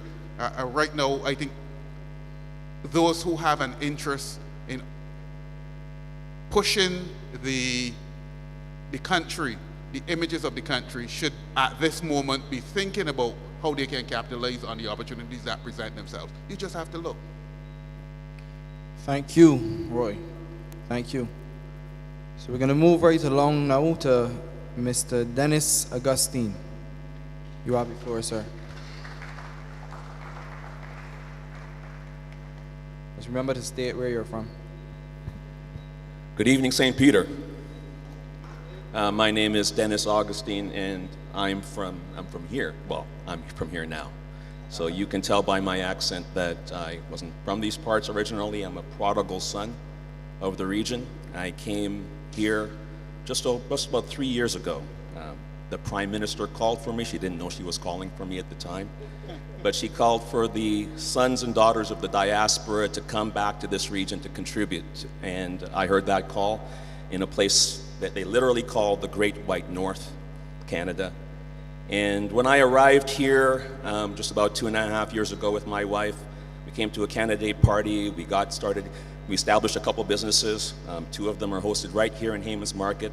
Studio 6 up there, I'll plug my wife's photo studio up here. And the DX Alliance, which I founded, it does digital services. We have a thing called Codex, which we're establishing at the University of the West Indies. But I'm not talking about that today.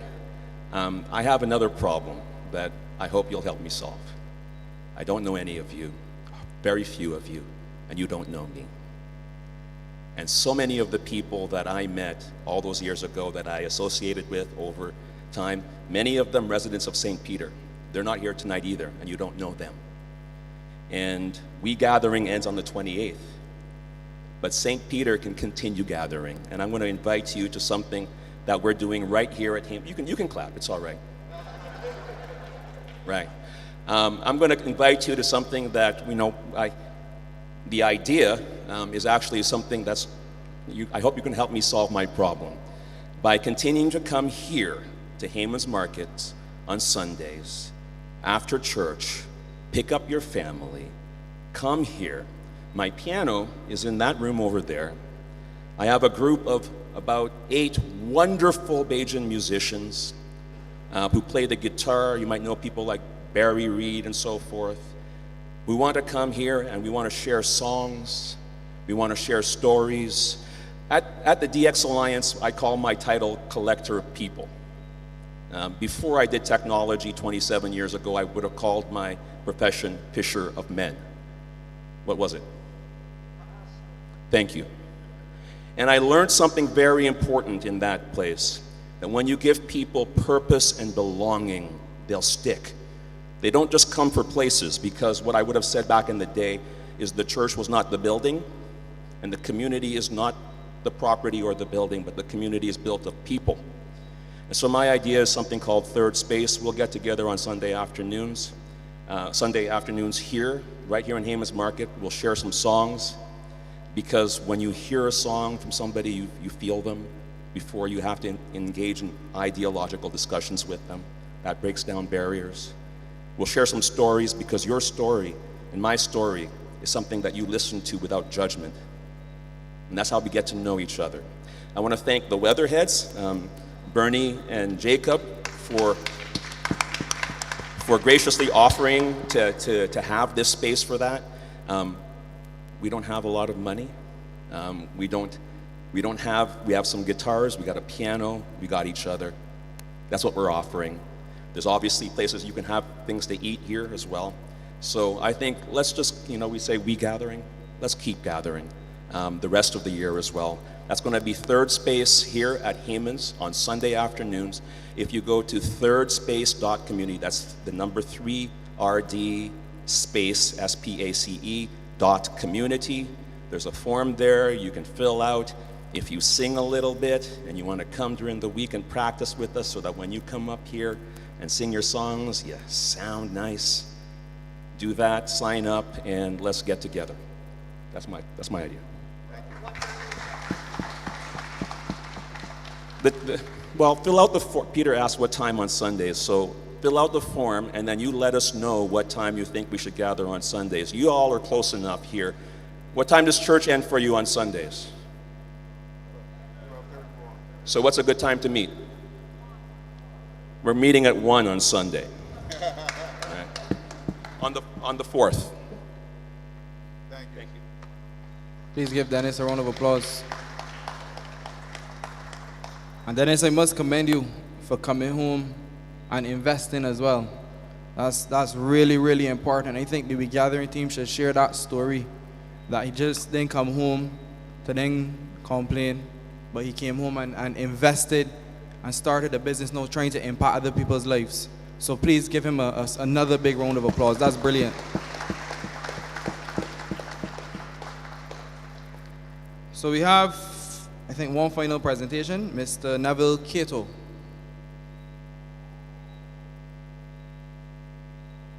And just a reminder, if you came in a tad bit late, you can go to the back and give your presentation.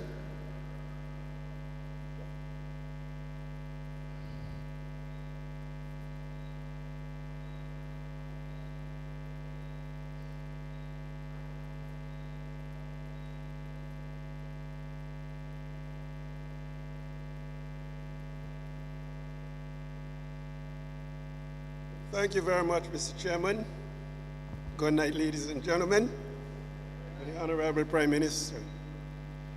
Tonight I want to make a contribution.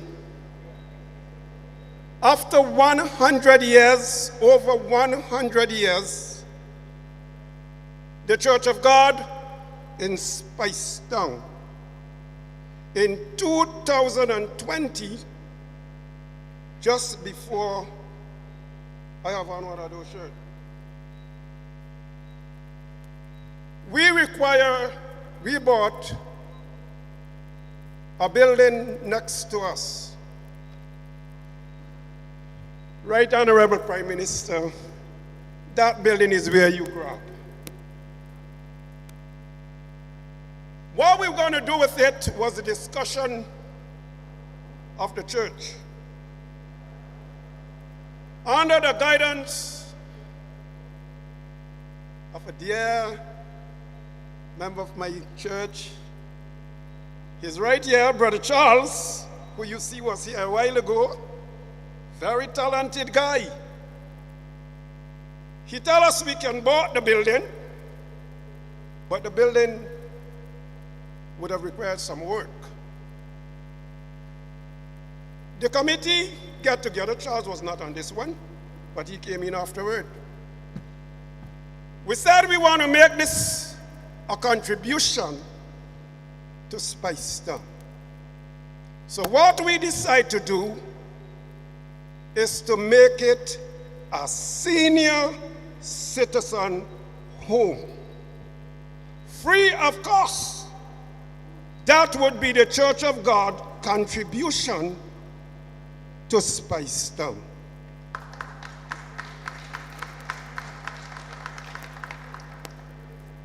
With the Care of the Elderly program launched by this government, we think it was a good idea to get this building fixed, and we can help our community. How we were going to do it? For the younger folks who are working and you have your senior home, drop them off at us. We will take care of them for the day. On your return from work, you can collect them and take them home. That is our plan, and it is still in place in Spice Town. We ran into some difficulty along the way because, to be honest, we had more than enough money to do the building. But because of some difficulty we found out, under the good assistance by our dear brother and his sister, we had to use, I think he will know the numbers better than me, about 20% of the money that we have that we did not cater for. Tonight, I am asking for the contribution of the government, the care of the elderly, because we have a ministry to come and assist us in finish this building. We are about 85, Charles, about 80 or 20% of it finished. That we can make a contribution to St. Peter. How much is completed, sir? 80 or 20%? About 80%, Charles. Yeah, he's nodding. About 80% finished. So we still about 20% out because of the difficulty we found with the roof. And you know how tongue and country plan operate. So we have to make some adjustment and serious adjustment to accommodate what we are about to do. I am asking tonight my dear minister, I took him there, he know what I'm talking about because he visit the building, he see what we have been doing, he know the work, and we were asking to make that contribution in 220. But then we all know what happened. COVID came in. And so, but we continue to do what is best. And that is the contribution we want to give back to the people of Queen Street, Archers Lane, Bovers Lane, because they have been faithful. They have been faithful to the people, to the members of the church, and tonight is my plea. The Honorable Prime Minister, this will be a building that you will be proud of. Very good work. So my contribution tonight, that the Church of God of Spice Town, which is over 100 years old, is asking for just a contribution to finish this building. Thank you. Thank you so very much. And I want to thank everyone who came up and presented tonight and shared their submissions online. So it has been an insightful night, most definitely. Now I'm going to ask the Honorable Prime Minister to give her remarks.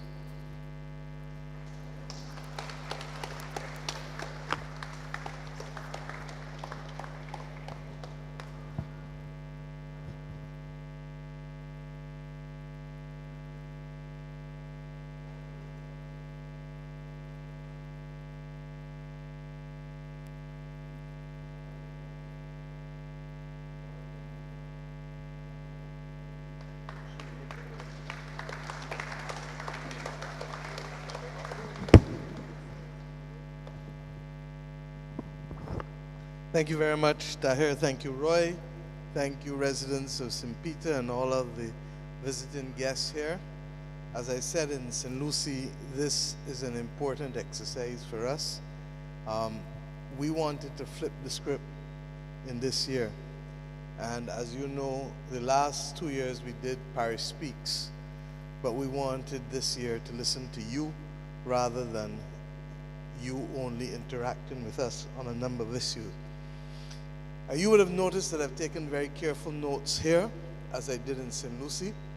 I expect that every 2 months, the Office of Citizen Engagement will send the recommendations to Cabinet, for Cabinet to review, consider, determine what is acceptable, what we can do, what we can't do, because not everything obviously is capable of being done.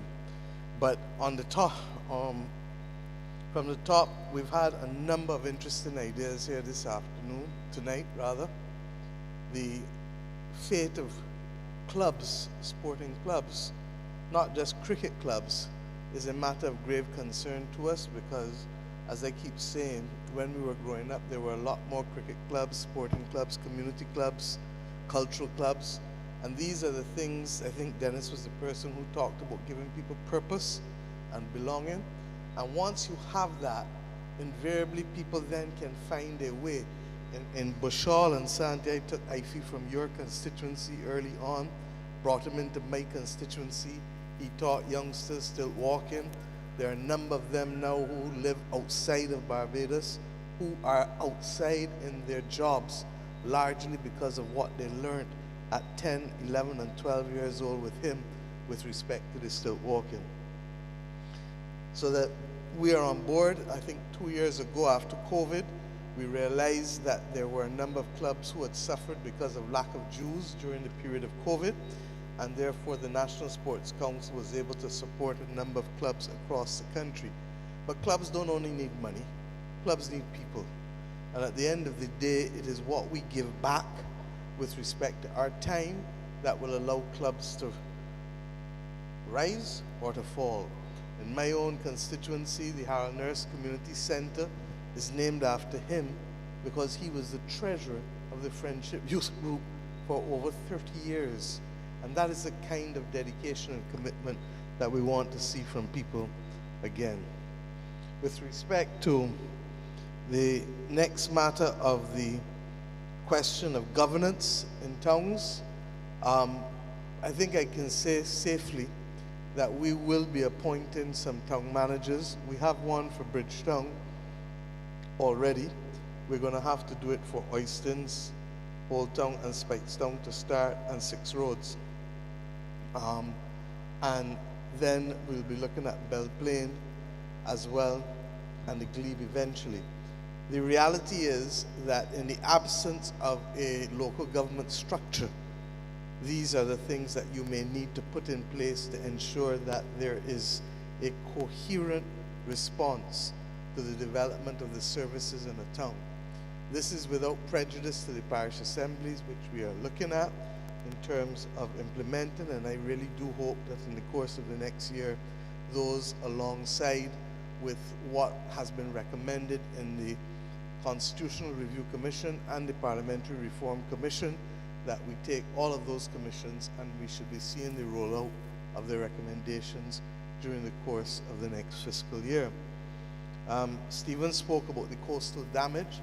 And Stephen, I would suggest that once again your ideas are to engage with the Coastal Zone Management Unit and our coastal engineers. Suffice it to say that what we do know is that we can't just replenish the beaches without having coastal defense systems offshore, because if not, the sand will just go each time again. And therefore, we are in the process of looking at a comprehensive plan from St. Lucie to the port. The reality is that that plan is going to cost significant sums of money. But what is also the reality?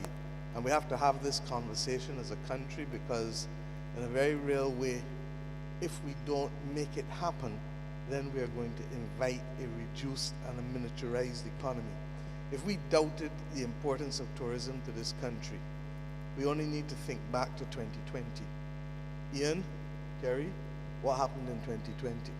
It wasn't only the lack of tourists coming, Bernie, I see you here, that caused the problem, but because of the volume of tourists on top of a population that is as small as ours, it meant that you had a significant decline in agricultural output, because there was no market for the farmers to be able to sell to.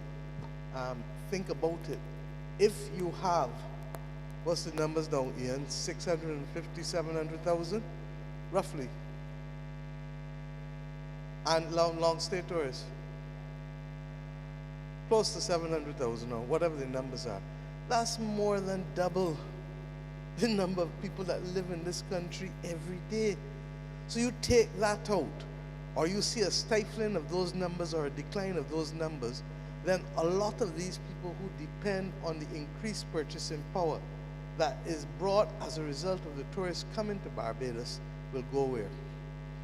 And we already know what happened to us during those few years. And that's the kind of discussion that we need to have. Peter, I saw your piece in the paper. Austin, I hear you. And the government will create opportunities for all of you to speak. But at the end of the day, the biggest problem we have is that we have very few greenfield sites left in this country. And we have an aging hotel plant that cannot maintain or sustain the quality of life that we have. And I don't need to say it for the sake of saying it, because we've gone through it and we've experienced it. And everything that we have done, including the hotels in town, including the ones down here, we've asked for planning gains, for contributions to the Urban Transformation Fund, whether it is in town or whether it is down this side of the world. We've also asked for the opportunity for clear, not just a corridor to the beach, but in the case of town, the Old Bay Street Fish Market site, we've asked for something to be done there that will allow Bajans also to benefit in their own numbers. The same thing will happen on the West Coast. As to what and where we do exactly, we will continue to have the conversations, but believe you me, if this country does not invite the investment to be able to build out what we have, we will not be able to sustain our quality of life. I, as Minister of Culture, am sensitive to heritage. That is why the first time the government has undertaken any major heritage projects is because I've pushed it as Prime Minister. But the reality is that the buildings at that site in Old Town are not historic. It is the site that is historic. And the government will do nothing to take away from the historic nature of the site. But equally, I know when I was a young lawyer, the old buildings, because I used to practice law there, and those buildings became a thing of the past, and these buildings became a thing of the past. The conversation that the country has to have is, when we move the Civic Center, do we keep all of the jobs that we have at the Civic Center? Yes, we do. And do we create new jobs on that site? And the question, therefore, is how best do we treat to that site, and how best do we create new jobs?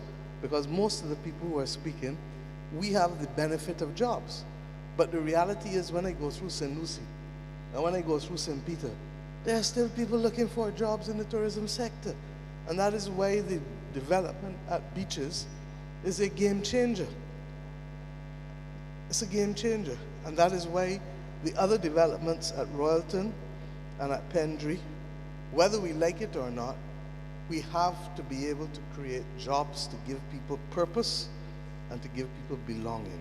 By the same token, we have to be sensitive to the heritage that we have, and we have to be sensitive to the things that we must do to keep a level playing field. So I'm more than willing to listen to some of you and to meet with you and to meet with the developers, but at the end of the day, the country has to have progress.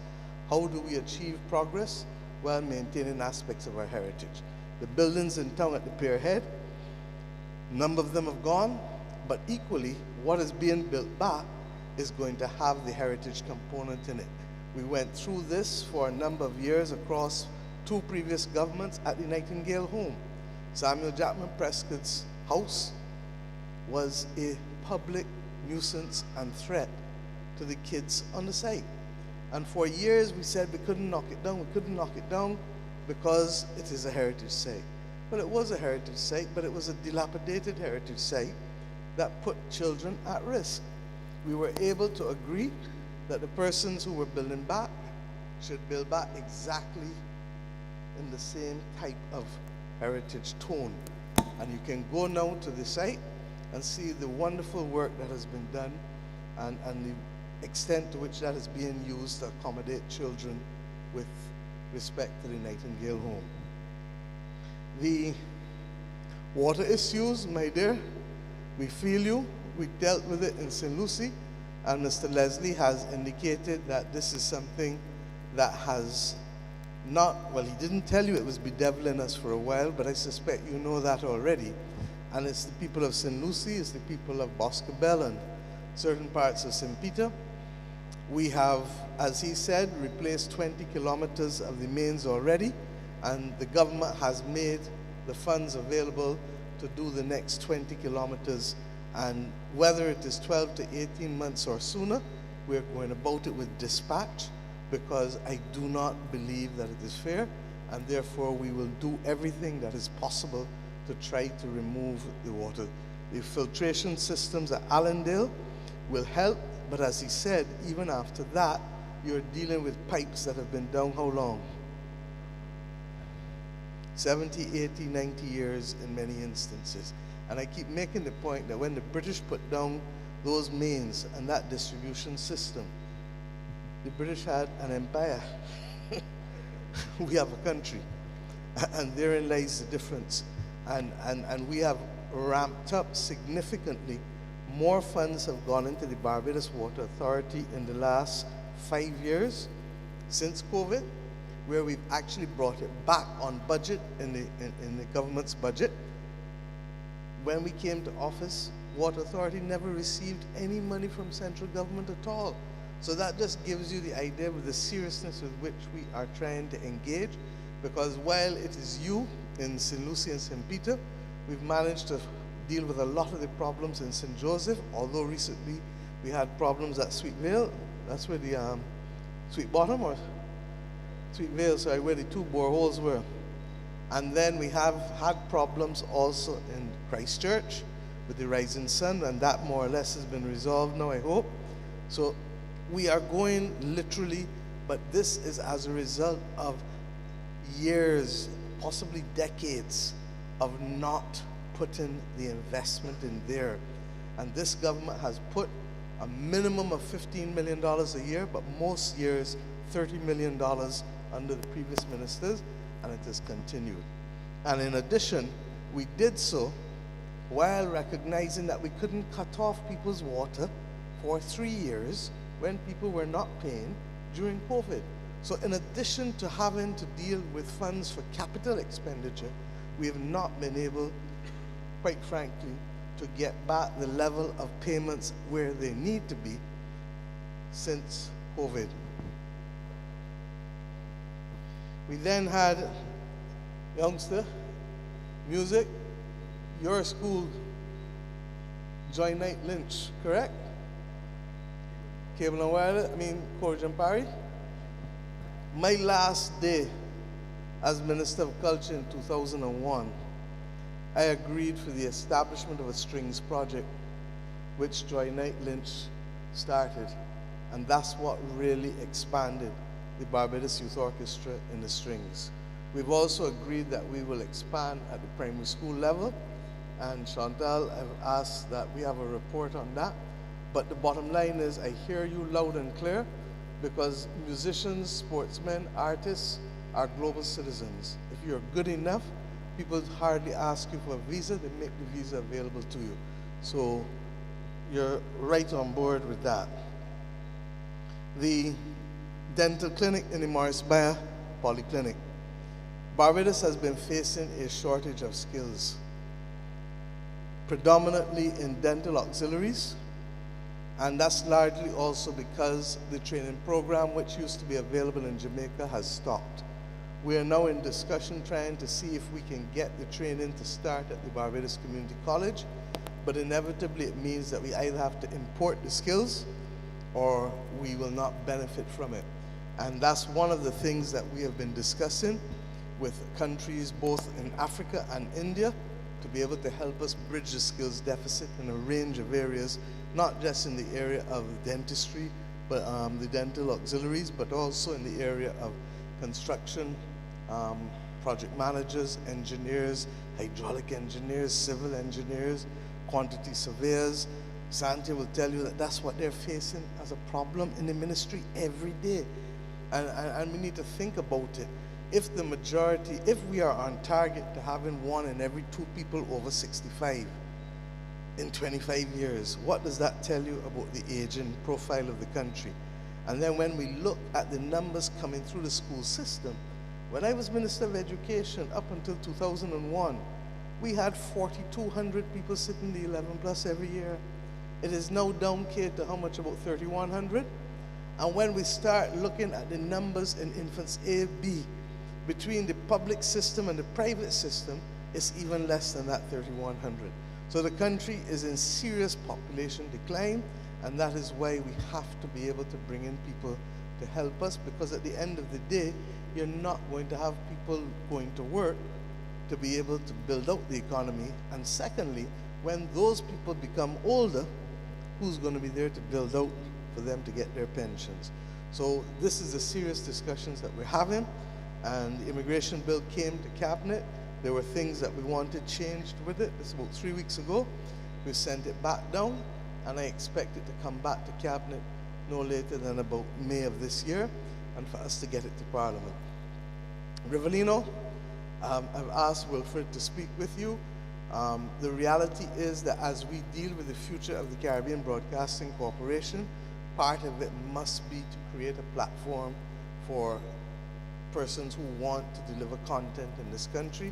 I've asked the National Cultural Foundation and the IDC a couple months ago to create a green room that would be available to all kinds of artists so that they can go in, they have the green screen, they have a couple computers, they have a couple cameras, so that people who are talented but who may not have the equipment at home are in a position still to be able to do things in this country. And that is what you call it in innovation clusters. We can start with one, and if it works well, we can do more than one. Fabian, thank you for the update with respect to the app. When we met with you at Estimates, you showed it to me, and what we want to see when it comes out is one that's user-friendly. Part of the difficulty that Barbados has that other countries don't have is that we have no space to create a dedicated bus lane in most of the highways. Look and see where the houses are built. Tell me where you're going to put a dedicated bus lane in Columbia. Tell me where you're going to put a dedicated bus lane on the Coast Road. You understand? So that the next best thing for us is to allow people to have access to data, to be able to plan out their time, and to have enough buses to make sure that the service is regular. Santia would have gone to China last year and would have settled the gift from the Chinese of the first 30 buses. We had hoped for more, but we got the 30. And our estimates this year, I've agreed that we will buy another 30 buses, which will therefore add 60 to the 659 that you have, if I'm to be precise. Sorry? You're taking 31 to get to 120, no problem. I ain't gonna quarrel with you. But basically they have 59 now, They're getting 30 from the Chinese, and they want 31 to make it 120. But much of what, was it Austin who spoke about it with respect to the scheduling? The reality is that that is what the Mass Transit Authority will allow us to do, and to ensure that, and let's be clear, when we came to office, we left office in 2008 with about 350 privately owned public service vehicles. We came back to office with over 800. 800 privately owned public service vehicles. In that decade, effectively, transport in Barbados was privatized without the systems being put in place. And that's one of the reasons the Transport Board at its height used to have how many buses? 270. We don't need to go back to 270 buses ever, because we have enough private buses. But what we need to do is to make sure that everybody operates according to route, according to schedule, according to regulation, according to standards, and according to information being made publicly available to the people. So we'll work on that, and I look forward, like you. I'm not going to do like Roy and tell him March, but I look forward to a user-friendly app within 6 to 8 weeks. With the emphasis on user-friendly. You understand? So don't give us a map that people can't understand. Just going through everybody to make sure that we can track everybody's comments. The daycare center. I think that Austin, once again, Mr. Cato, thank you for raising it. And beyond the daycare center, and we certainly will have a discussion with you, because the Seroptimus Village is a perfect partnership of public-private partnership, public NGO partnership. And I believe that the Minister Kirk is here, and he would have started to share that the government's plan is ultimately to have both daycare centers across the island, but also residential villages for senior citizens across the island, in addition to what you see going up on the ABC Highway, which is the major new geriatric hospital, which we expect to finish later this year, probably by August or September for sure.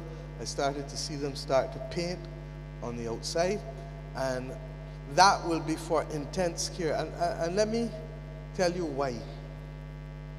The cost of care for those who leave their parents, aunts, grandparents at the Queen Elizabeth Hospital is not only prohibitive, but the QEH has a certain number of beds.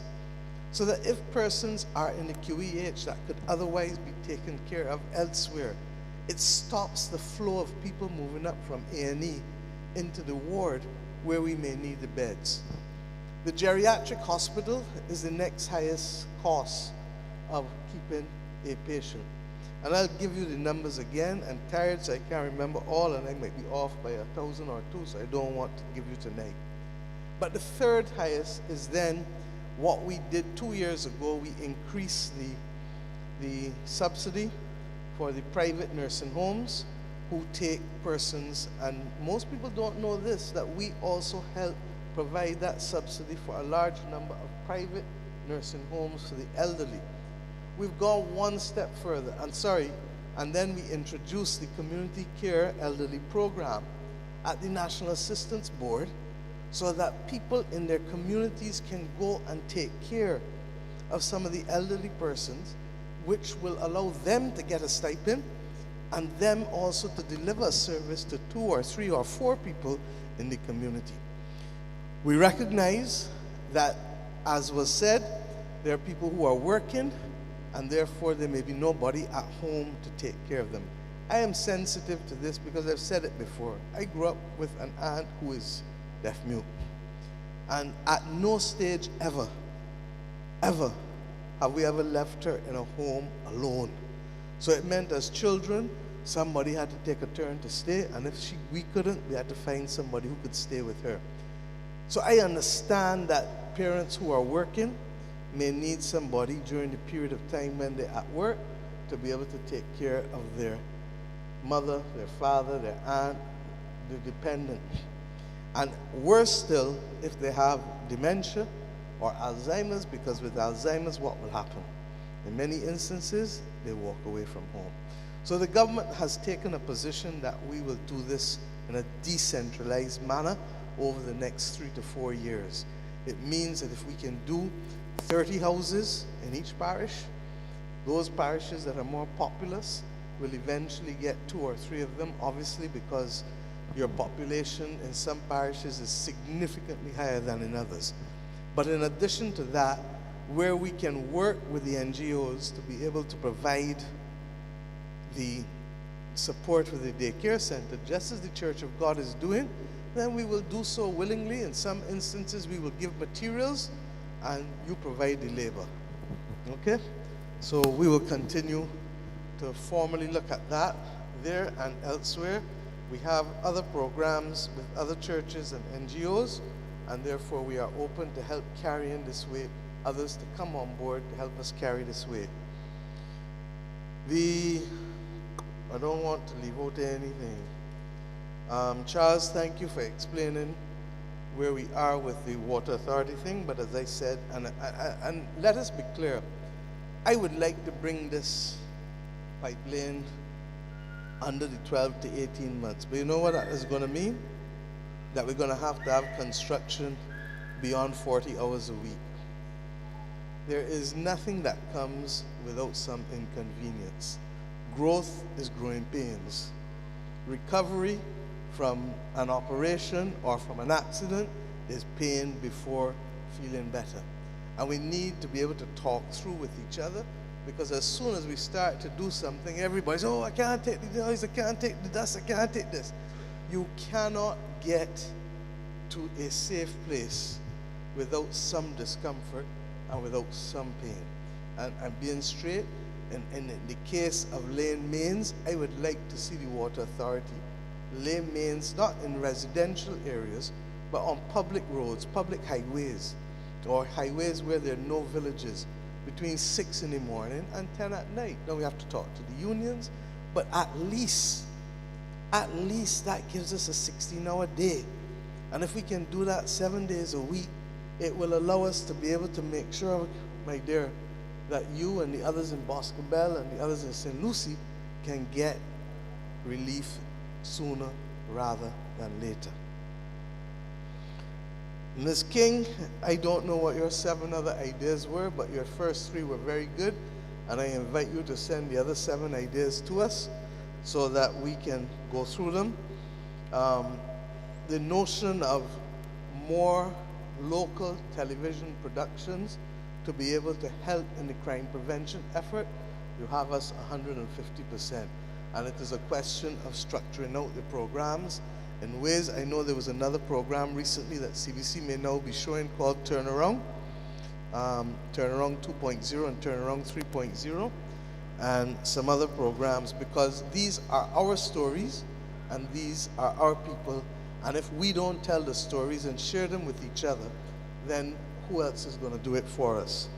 With respect to the automation, Bra at Christmas had the horror yet again when we thought we had solved it. When 3-4 years ago, all of a sudden Bra got people lining up outside in the hot sun and in large numbers. And we literally took Mr. Morris as Director of Citizen Engagement and told him, go down there and let us start to resolve these issues. It cannot be beyond us to have an electronic board with numbers, so that a person would know that if I'm number 67 and you are at number 3, and you're taking X amount of time to deal with people, that I could go down to the shop and buy what I got to buy and come back. First thing. Secondly, that where we can do things electronically and automated, help the public, and that's what we've been doing. Remember when we came to office, how long y'all had to wait for a certificate of character? How long? Now you can get a certificate of character almost the same day, easy so. And we are going through all of the systems one by one by one by one by one by one. I I'm frustrated and would like it to go quicker sometimes, but I'm also conscious that we lost 3 clear years during COVID, and it is almost as if we've had to wind back up the car. This in the automatic transmission, this is an old wind back up, wind back up, wind back up to get everybody back to normal. I see Mr. Trump still telling the people in the US to come back to work after COVID, so clearly it is not a feature of small countries alone. And then you asked about extra lessons. This is a difficult one because, quite frankly, we have more than enough teachers. You heard me talk about the population decline, and Barbados' teacher-student ratio is perhaps one of the best in the world now, because in spite of the population decline, no government has ever sent home any teachers. That's why we believe we can pivot to be able to have universal pre-primary education, because we have enough teachers in the system, we have enough school places. When we were in St. Lucie, we were given examples of the clear decline in the population in each school. We've been able to look at that, and we're looking to see how best we can do it. In addition to that, I've asked the ministry to look at software programs that allow children to know how they're progressing, and the teachers will know. So you can't move to the next level unless you've completed this set of skills. And on top of that, the President of Guyana has invested significantly in something for the entire regional, which is the digital school, which will allow you to access those skills digitally as well in the primary and the secondary schools. And he is making that available to the entire Caribbean region, not just to the students of Guyana. So I hope that that will help Caroline with respect to some of the support that is needed. We gathering, yes, we can do more and better with the merchandising and memorabilia, and we will certainly make sure that that's taken on board. As to the packages, I'm not in a position to speak, and hopefully, Ian, you can speak to the country at some point about what is being put in place with respect to not just airlift, but with respect to being able to encourage more and more citizens. You know, Eric Williams used to say, half a loaf is better than no loaf at all. 10% of something is better than 100% of nothing. And therefore, we need to be able to see where there are soft periods and to be able to put the packages together. In addition to that, the world is going through a very difficult point in time, and we have to be able to recognize that we have to be nimble, because you can see the collapse of some of these North Atlantic economies potentially before us if we're not careful, and we have to be able, therefore, to be very, very savvy about how we move, when we move, and where we move, and how we attract a wider audience than we have traditionally done for us. Dennis, I agree with you. There's no reason why you should stop gathering. And with the best will in the world, yes, St. Thomas will have people come into it, but this is a wonderful facility here. I was in two minds when asked to be able to come up here, and I insisted that we would come so long as there was the bus transport to bring people from Speightstown, because the important thing about the gathering is that it must be accessible to all. But I also do believe that the more Bajans see what is available in here, and you have how many small shops in here? 85 small shops in here. They're not Cave Shepherd. They're not large companies. They're small people doing artisanal stuff, from food to craft to clothes to jewelry to all kinds of things. And then, as you can see, there are public entertainment spaces and town hall spaces such as this. And this is exactly what we mean, repurposing the old to give us a platform for growth for the new. This was an old factory. There are elements of it that are still very much there in terms of the ironmongery, in terms of some of the equipment, in terms of just the layout. But everything else in it has been brought into the third decade of the 21st century. So we have, as a country that was colonized long ago, to be able to understand how we can take things that are there, retain the essence of what it was intended for in terms of the heritage component, but also create opportunities for new. We brought a number of the CARICOM heads of government here on Friday evening, late after the wrap-up, and they were blown over by the way in which this has been done and how we've been able to do it in a way that integrates small businesses and still creates an opportunity for ordinary people to literally populate it and to be able to enjoy it. And these are the kinds of investments that we want across the country. And Mr. Cato, I think I've spoken to you already. Your member of parliament is well known to you. He's well known to me, but he's also Minister of Ecclesiastical Affairs. So I don't think I need to say any more than that.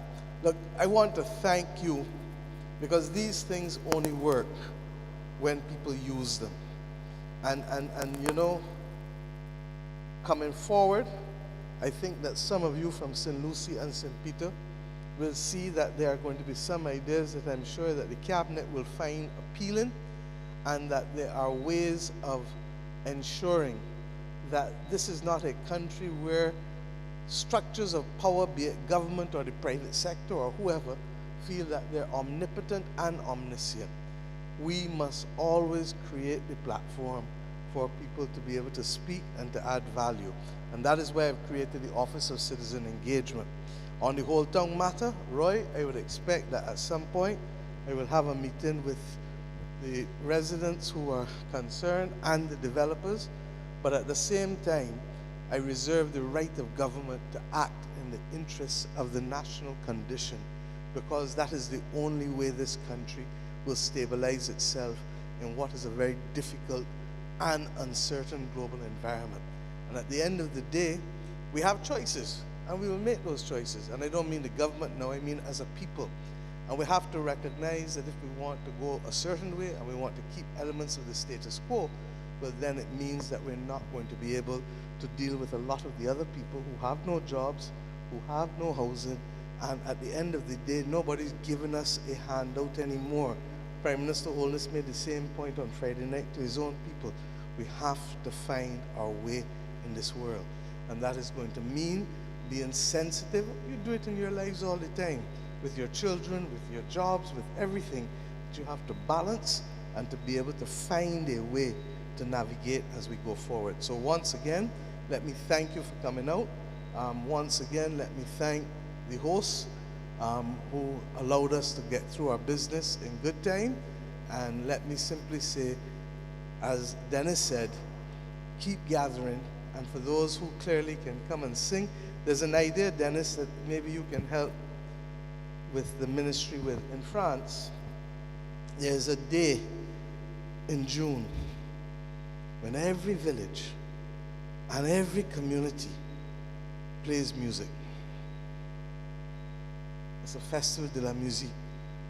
I know that Ralph was thinking about it as well. I would like to see it in this country, so that on that particular day, whoever can play instruments and whoever can sing all over the country, that you have it.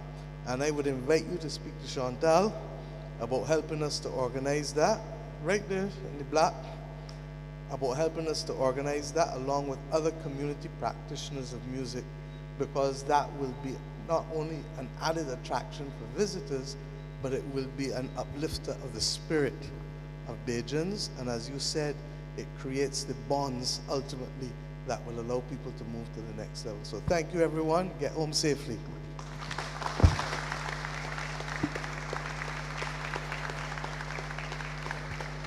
So ladies and gentlemen, we've come to the end of tonight's proceedings. Please travel safely. Thank you so very much.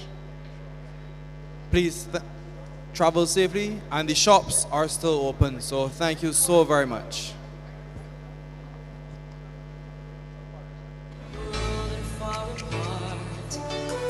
Deep inside, there's only one that's closest to my heart. Wherever I may lay my head, no matter where I roam, Barbados will always be home.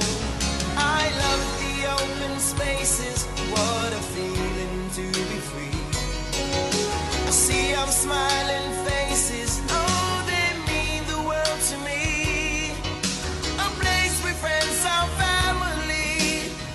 place to stand alone. Barbados will always be home. Barbados, yeah. Barbados, Barbados will always be home. The Prime Minister's office